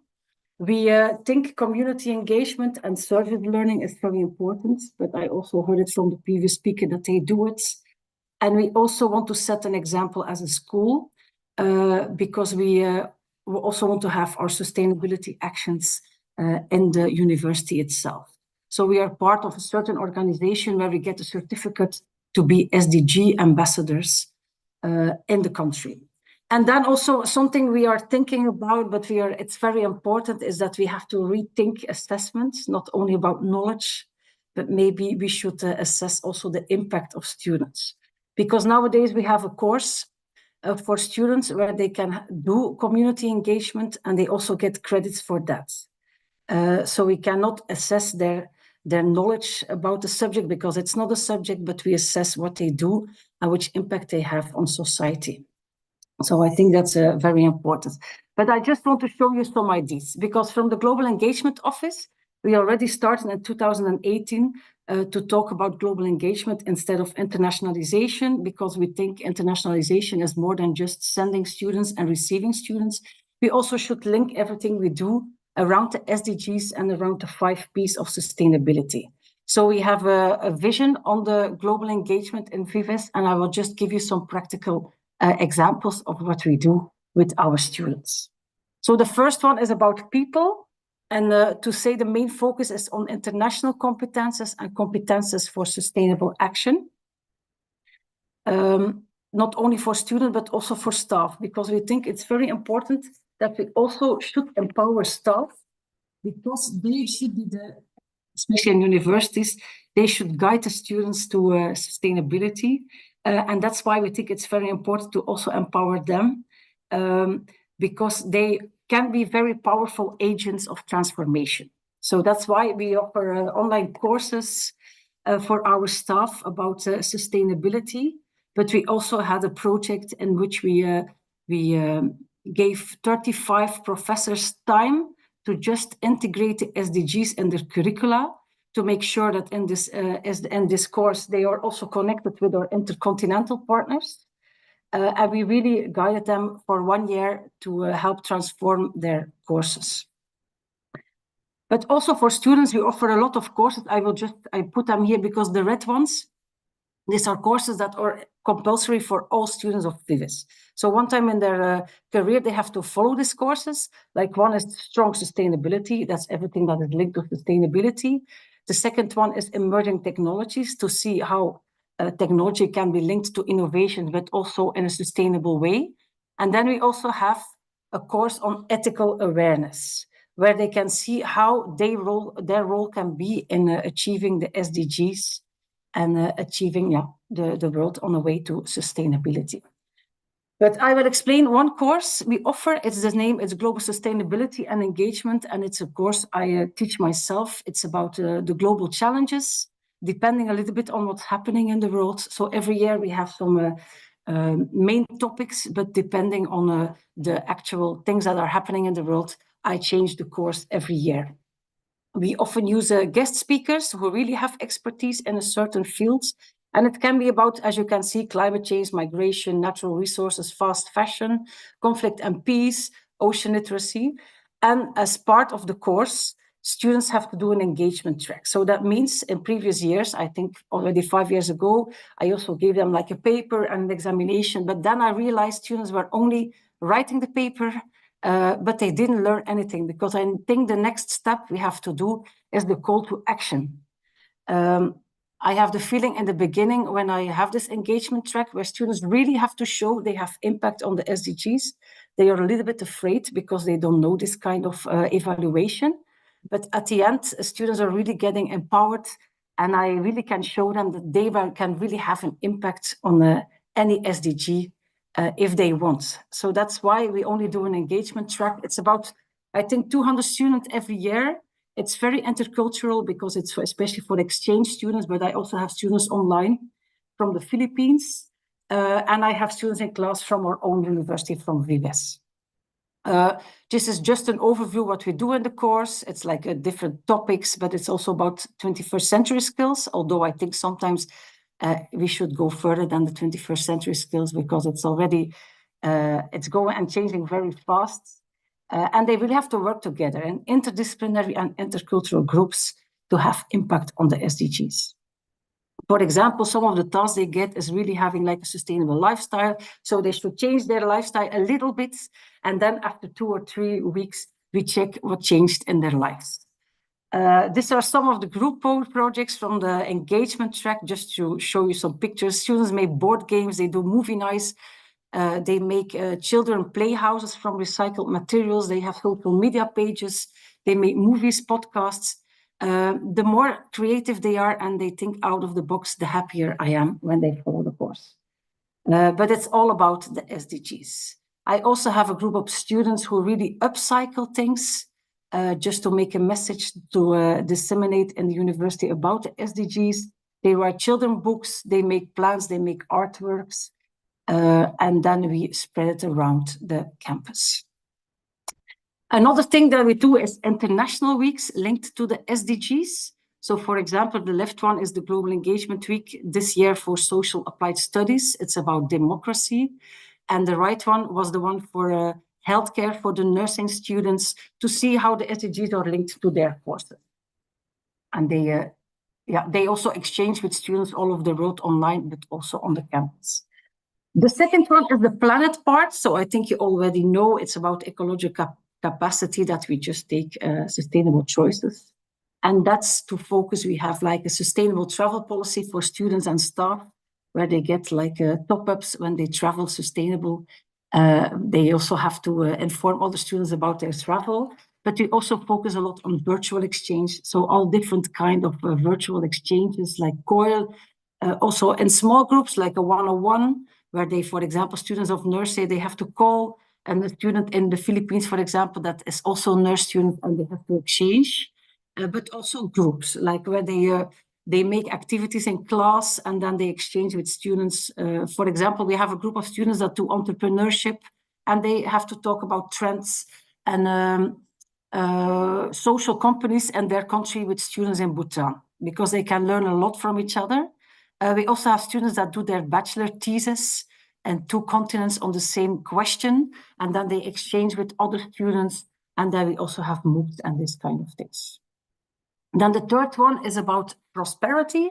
This is especially everything that is linked for VBS and research. So also in research, we try to focus on the SDGs. We try to link all the research to the SDGs, and we try to focus on as much as sustainability in research as possible. Then we have the peace part. That's a very difficult one, because, but as you can see, we focus for a culture of peace and non-violence, global citizenship, and also the appreciations of different cultural perspectives. So we do some things is that we have for every course, we have a diversity scan. We also try to scan every course we have for conscious language, so that we are sure that we use the right language for everybody. And we also do a lot about awareness for peace, sustainability, and the SDGs. So we do it internally, but we also do it on our social media. So we try to focus also there to inform the students about, for example, Peace Day, the different days of the United Nations. And we also have a global hub. That's a hub where everybody who is like incoming, like staff, they can present their story, they can share with our staff and students about their expertise, about their country, and that's a way of informing our students about different countries, different perspectives. And then on the right side, we won recently the Peace Prize from our local government, so we were very happy for that. And then the last one is for me as an international officer, very important, that's our partners, because we have local partners, but we also have global partners that we really treasure, and we really want to have reciprocal relationships, because it's a win for our students and our staff, and it's a win for our partners. And that's why we work together in a lot of ways. I'm going really fast because I know I only have 10 minutes. So one of the things is the local government. So we are located in the province of West Flanders. And now for the 3rd time, we organize like a sustainability and climate change action 10 days. We started with 30 activities, and this year we have more than 100, and it's spread around the province. Also in our university, we organize a lot of activities because we see a lot of organizations are focusing on the SDGs and sustainability, but they don't know each other. So that's why we want to create a network of all organizations, governments, universities that work around sustainability, and that they open their activities to everybody. So it's very diverse, very broad, and I'm really looking forward for the next 10 days in November. But we also have some programs with our global partners. So we organize intensive programs. These are like programs where students work together for 2 weeks with students from everywhere in the world. And one of the programs is the one in the Philippines. So 1 year we go with our students to the Philippines. The next year they come to Belgium, and it's now the 6th edition we organize. And we work together with 6 universities and then 2 universities of applied sciences in Belgium. And it's linked to a multi-stakeholder network in Belgium and in our province of people, organizations, cooperatives. And every time when we go with the students abroad, for example, our students go to the Philippines, we work together with local case partners, and they give us some challenges they have. For example, we are working with bamboo, we have a lot of waste, what can we do with the waste? So then the students work in like small groups on, I think, around 5 or 6 cases from other organizations, and they try to find innovative solutions for local challenges. And the next year is the same in Belgium. We also have like small organizations with too many raspberries. What can we do with the raspberries? And then our students look for solutions. I have to admit that often the solutions are just inspiring, and it's only limited when they really work it out. But at the end, it's a lot of inspiring things for the organizations. It's about co-creation, it's interdisciplinary and intercultural. And it's really a life-changing experience for our students and for the other students that join us. And then we have a second one. It's on future literacy, because we more and more want to focus on future skills, on future thinking, because then I think students are getting ready, and they they get some agility, resilience, and flexibility to the future, because we don't know yet what will happen. Everything is going really fast, and we try to empower our students to develop this kind of skills where they really can work with the future that is not known yet. So we call it Adventures in Tomorrowland, Embracing the Unknown. And the difference is it's transdisciplinary. That means that none of the students really have the knowledge about the topic, because we focus on the futures of food, but they have their disciplinary knowledge, but none of them is really linked to foods.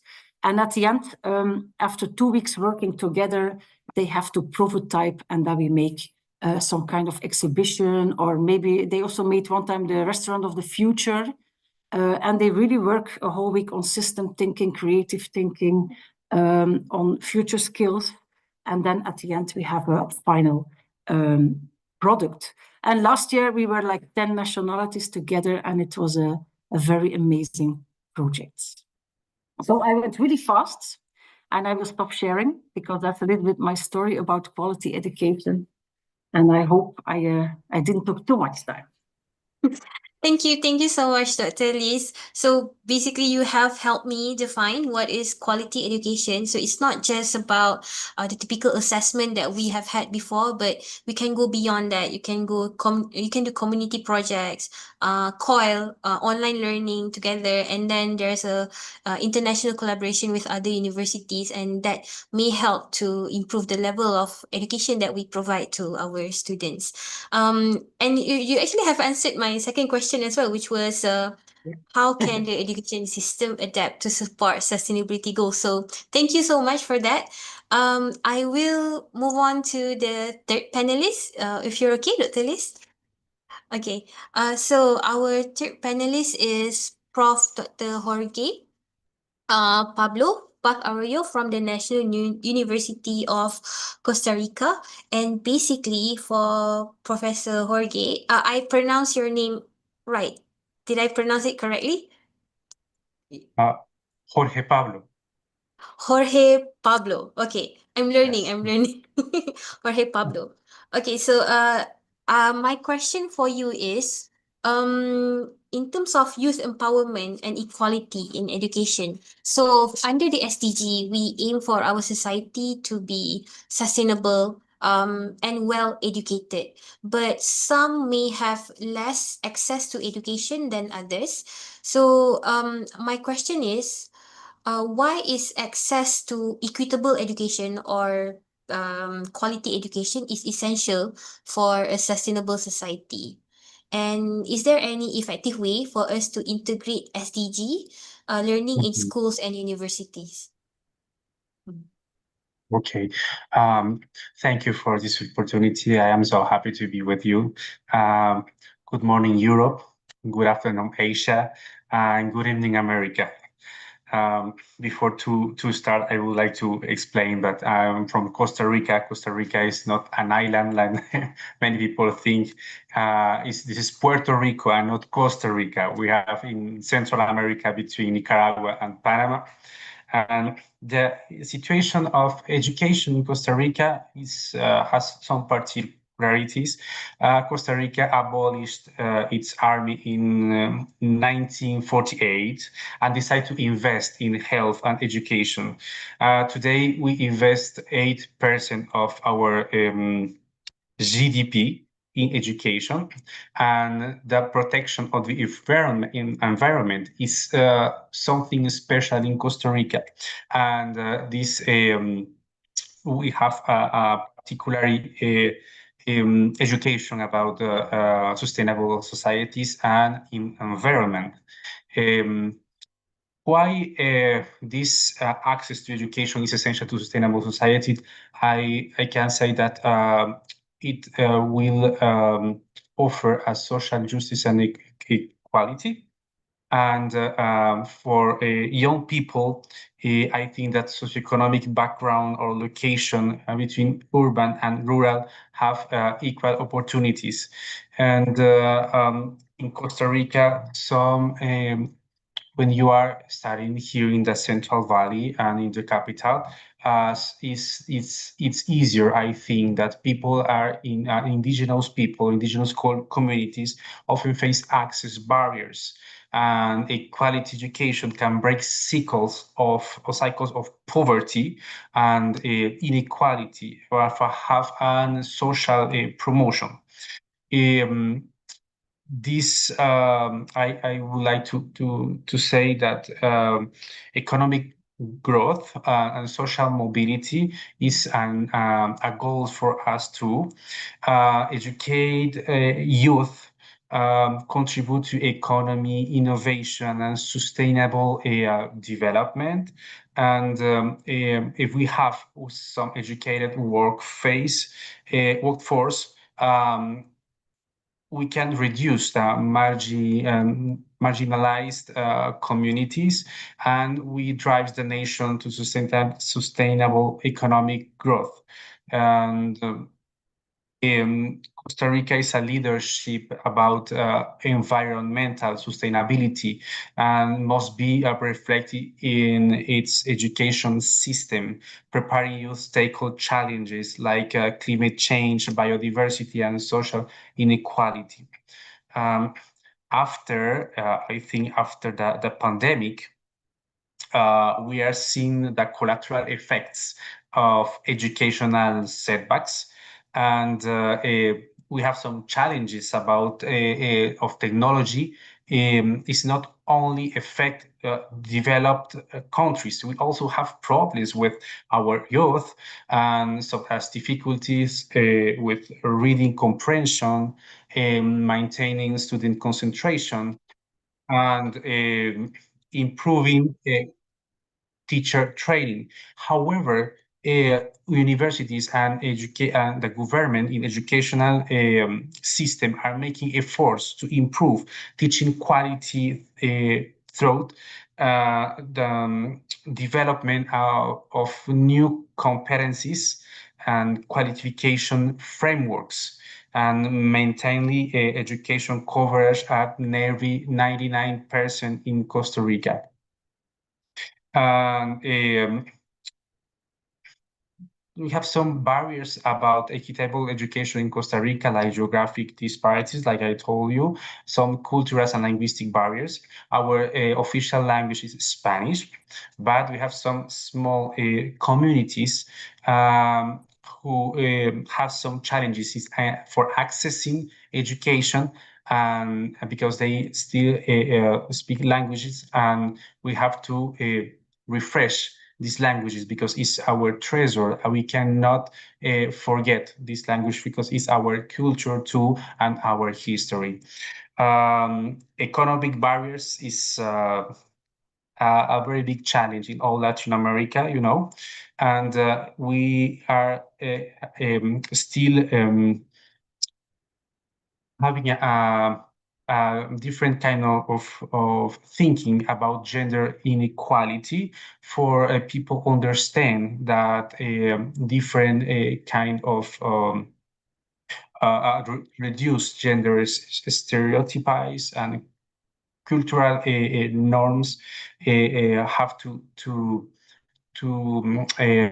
be reduced and have free kind of thinking and tolerance with all people.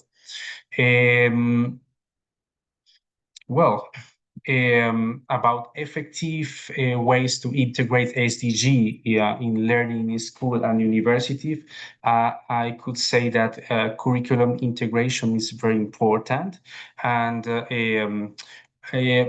they should be embedded across all subjects, from environmental science and social studies and economics.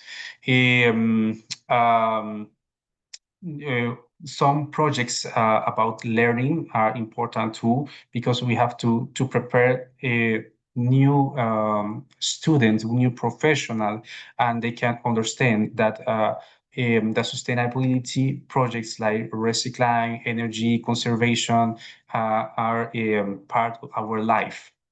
We have some collaboration with local organizations like NGOs, government agencies, private enterprises, for students and their interest in our biodiversity and ecotourism sector offer unique opportunities and collaboration. That tourism is the first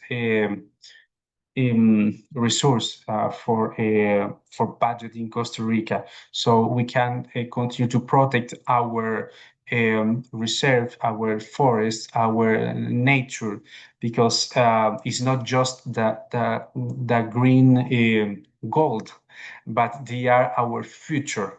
Without good nature, we won't have any future. And our students, our youth have to understand that since they are so child. And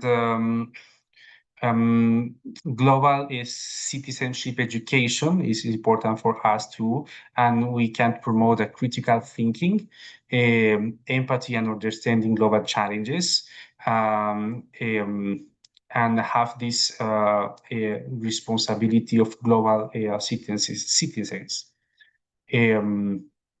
So some of our strategies are the training, prepare best improving the quality of the teachers. In Costa Rica, we say that we don't have army, but if we really have an army, it's our teachers. We have a lot of teachers in Costa Rica.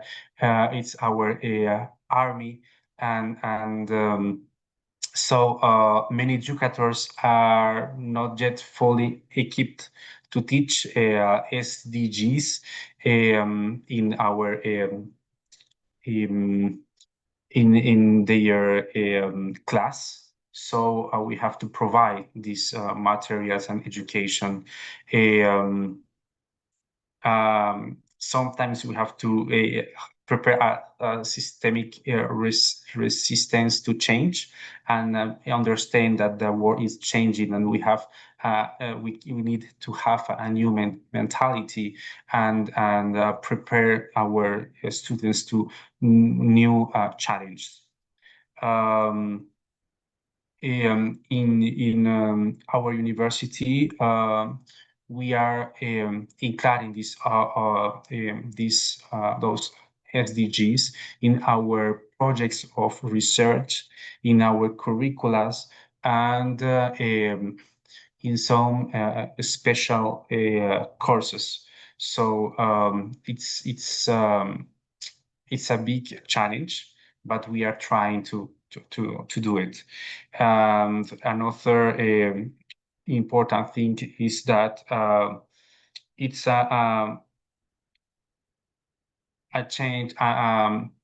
It's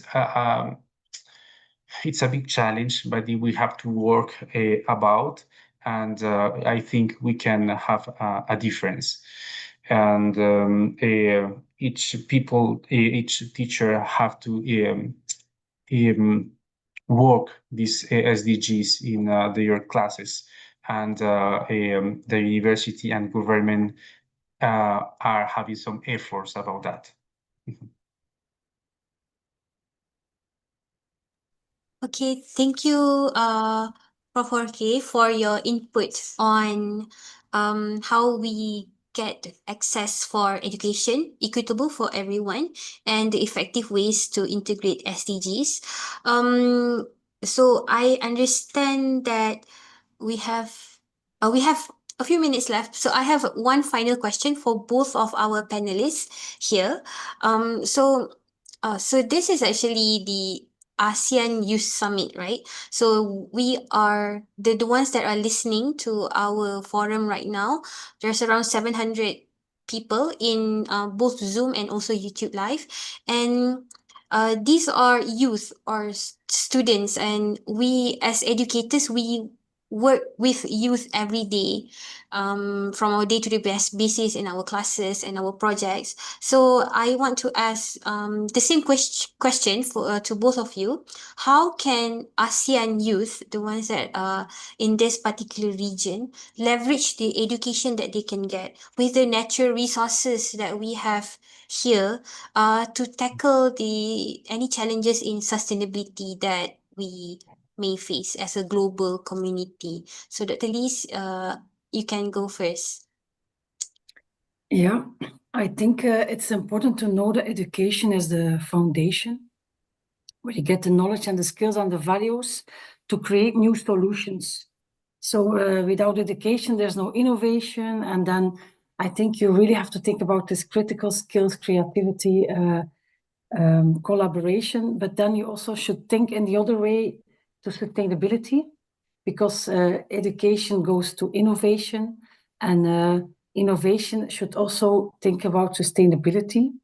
And it's transforming the educational knowledge you have and really solutions for like new technologies, renewable energy, this kind of things. And we should use sustainability really as the compass of the direction we should go for everything that is linked to education and innovation. And I think especially for youths, I often see with my students, sometimes they got a little bit less hopeful because of everything that's happening around them. But I really believe and I have really hope in the next generation of students, because I really feel that they are the leaders for the futures, and that they really, if they take action, they can change a lot. So I would just say, take on the leadership, go for it, try to change the world in a good way and a fair way within the limits of the planet. And I really believe in that this new generation of students, they will transform the world in one or another way. So I just would say, don't be afraid to do and go for action. That's my main message. Thank you so much, Dr. Liz. That's so inspirational, because we can see that this youth, they have so much energy and passion within them, and sometimes we just have to make sure that they are in a positive environment so that they don't really get overwhelmed with everything that is happening in the world right now. Thank you for that.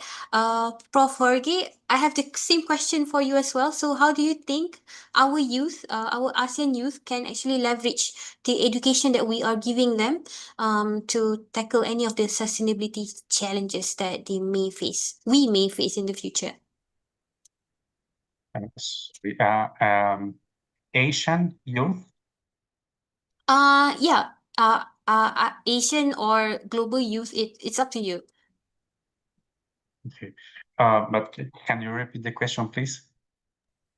So how can this youth or the younger generation use education to tackle any of the sustainability challenges that they may face as a global community?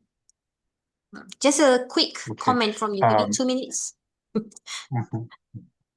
Okay, I think that we have the challenge to explain our youth that why the quality is important for them, for their future, for our future, because we have to explain and transmit this passion of the life, passion for the passion for protect our nature, our biodiversity, and that education is the good way to have this not economic but social promotion. And SDGs they are just one example, one strategy for do it. And think that Costa Rica shows a strong commitment, but challenges remain. And we have to have an investment in equitable, inclusive, and future-focused education. But it will be, we will create a better world. Thank you. Thank you so much for that. Yes, as I've mentioned before that we work with youth every day and we can see the fire, the passion in their eyes, but we have to assist and direct them to the right fight or the right things for them to work towards, because regardless they are actually our future and they are working towards the sustainability of their own society as well, right? So I guess this would be the end of our session. I think it has been very productive. I've learned so much. I take so many notes. Thank you so much for both of you.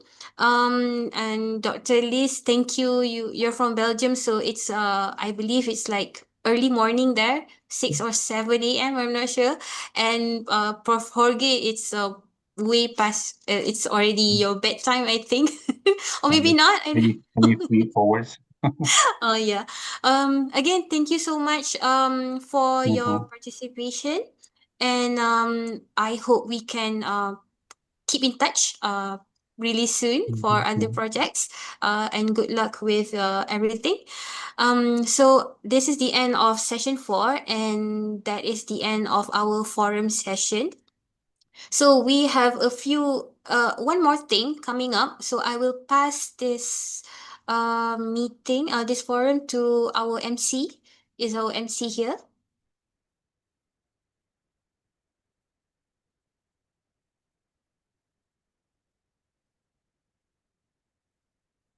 All right. Thank you.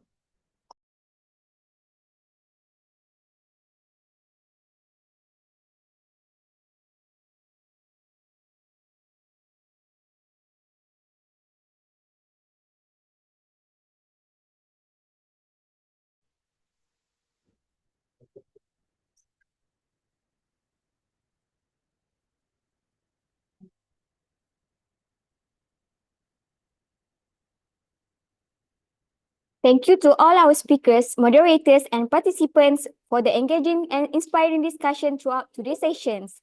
We have now come to one of the most meaningful moments of Oasys 2025, the Youth Declaration. The Youth Declaration represents the collective voice and commitment of young people from Asians and around the world to act for a sustainable future.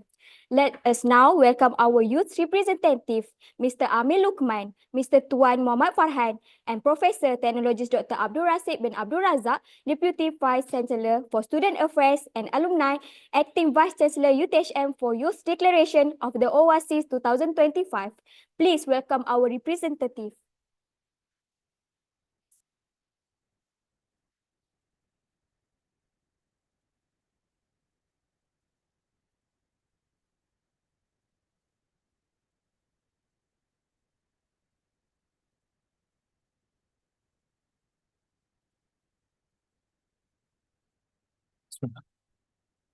Good afternoon, distinguished guests, respected educators, honorable speakers, and fellow youth from ASEAN and around the world.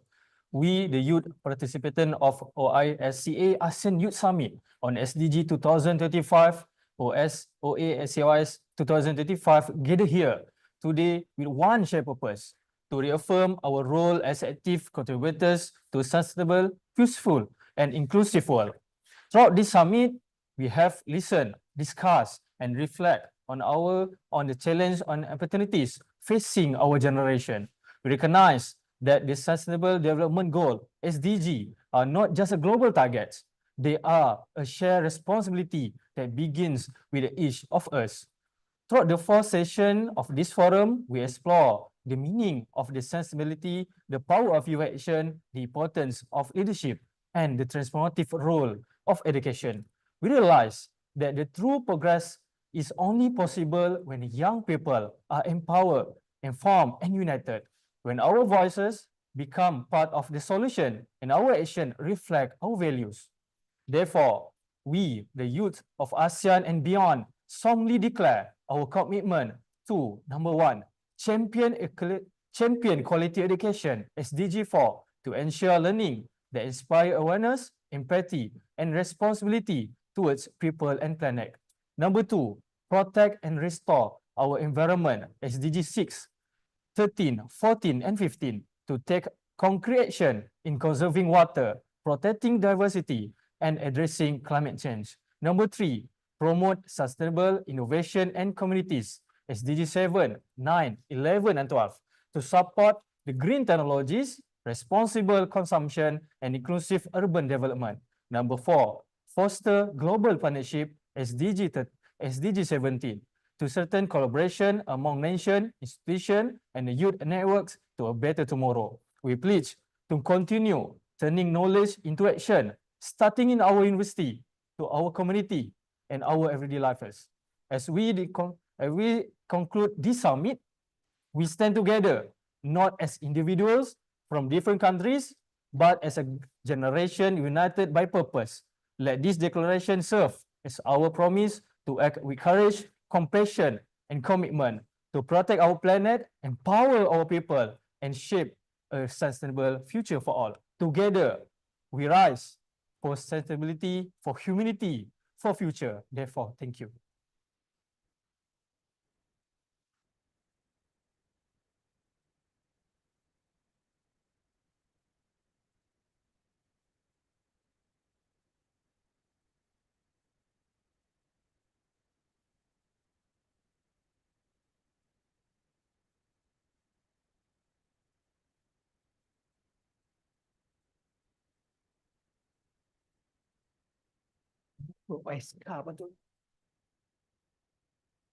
Thank you for that powerful and heartfelt declaration, a true reflection of the passion, determination, and unity of youth in driving change for sustainable tomorrow.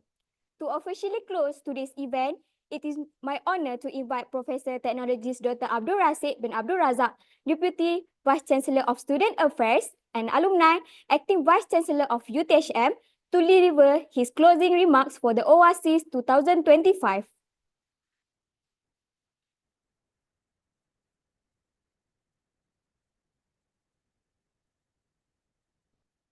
Waktu COVID everything pasal kat Zoom. Oh. Bismillahirrahmanirrahim. Assalamualaikum warahmatullahi wabarakatuh and very good morning. Distinguished guests, respected educators, honorable speakers, and my dear youth delegates from across ASEAN and beyond. As we come to the end of the Oisca ASEAN Youth Summit on SDG 2025, let us take a moment to reflect on what we have achieved together. Although we may be separated by distance, our connection through this summit has been very real on shared values, shared purpose, and shared hope for a sustainable future. Today, we have shown that while technology connects us, it is purpose that truly unites us. And our purpose, dear friends, is clear to act, to lead, and to transform our shared vision of sustainability into a reality. Throughout this summit, we have exchanged ideas, shared innovation, and learned from one another's experiences. We have listened to inspiring voices from educators, experts, and especially from the youth who reminded us that leadership is not about age or title, but about vision, empathy, and courage.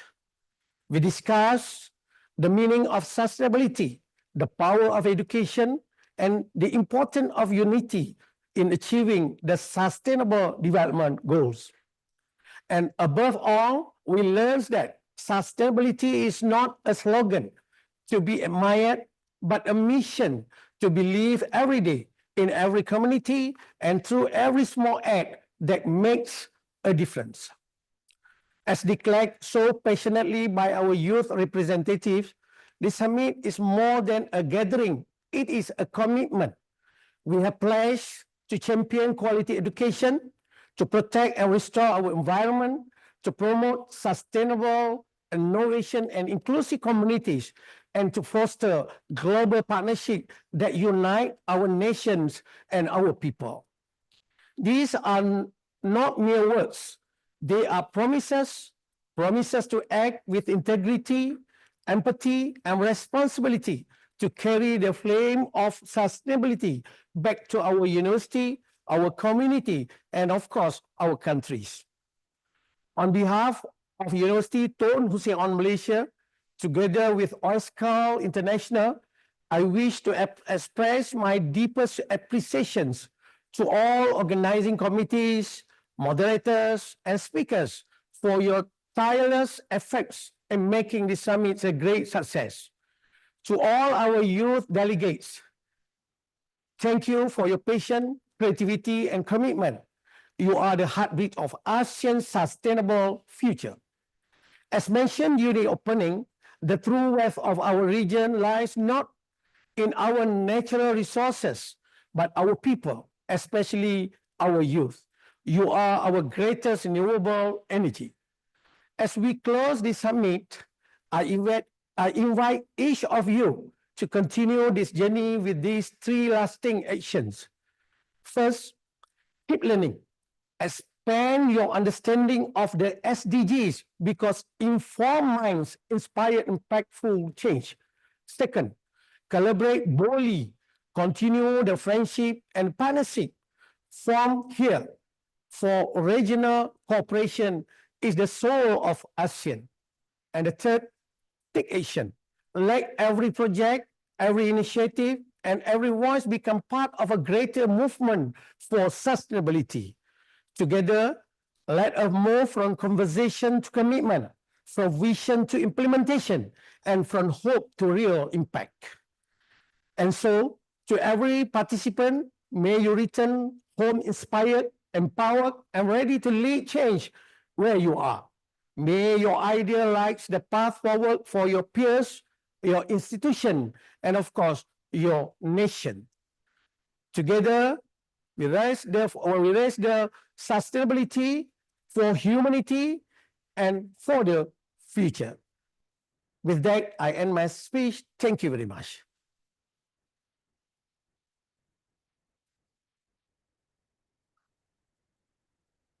All right.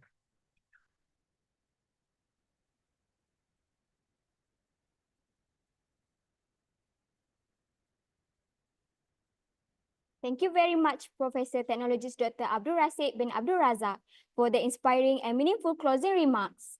Your words have truly encouraged us to continue striving for excellence and unity within our community. All right, ladies and gentlemen, as we conclude today's programs, we extend our deepest appreciation to all distinguished speakers, partners, moderators, and participants who have contributed to the success of Oasys 2025. May today's discussion continue to inspire collaboration, innovation, and commitment to SDGs. Once again, thank you for joining the Oisca Asian Youth Summit Forum on SDG 2025. Together, we rise for sustainability, for humanity, and for the future. Thank you. Terima kasih. Arigatou gozaimasu. Before you left, I am pleased everyone to scan the QR code provided for the attendance. Thank you very much. Assalamualaikum.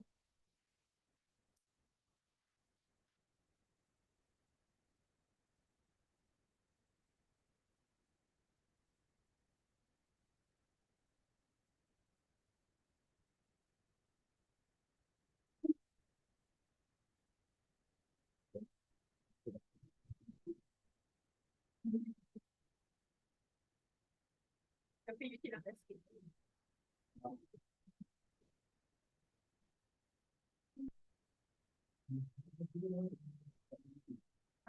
Tidak.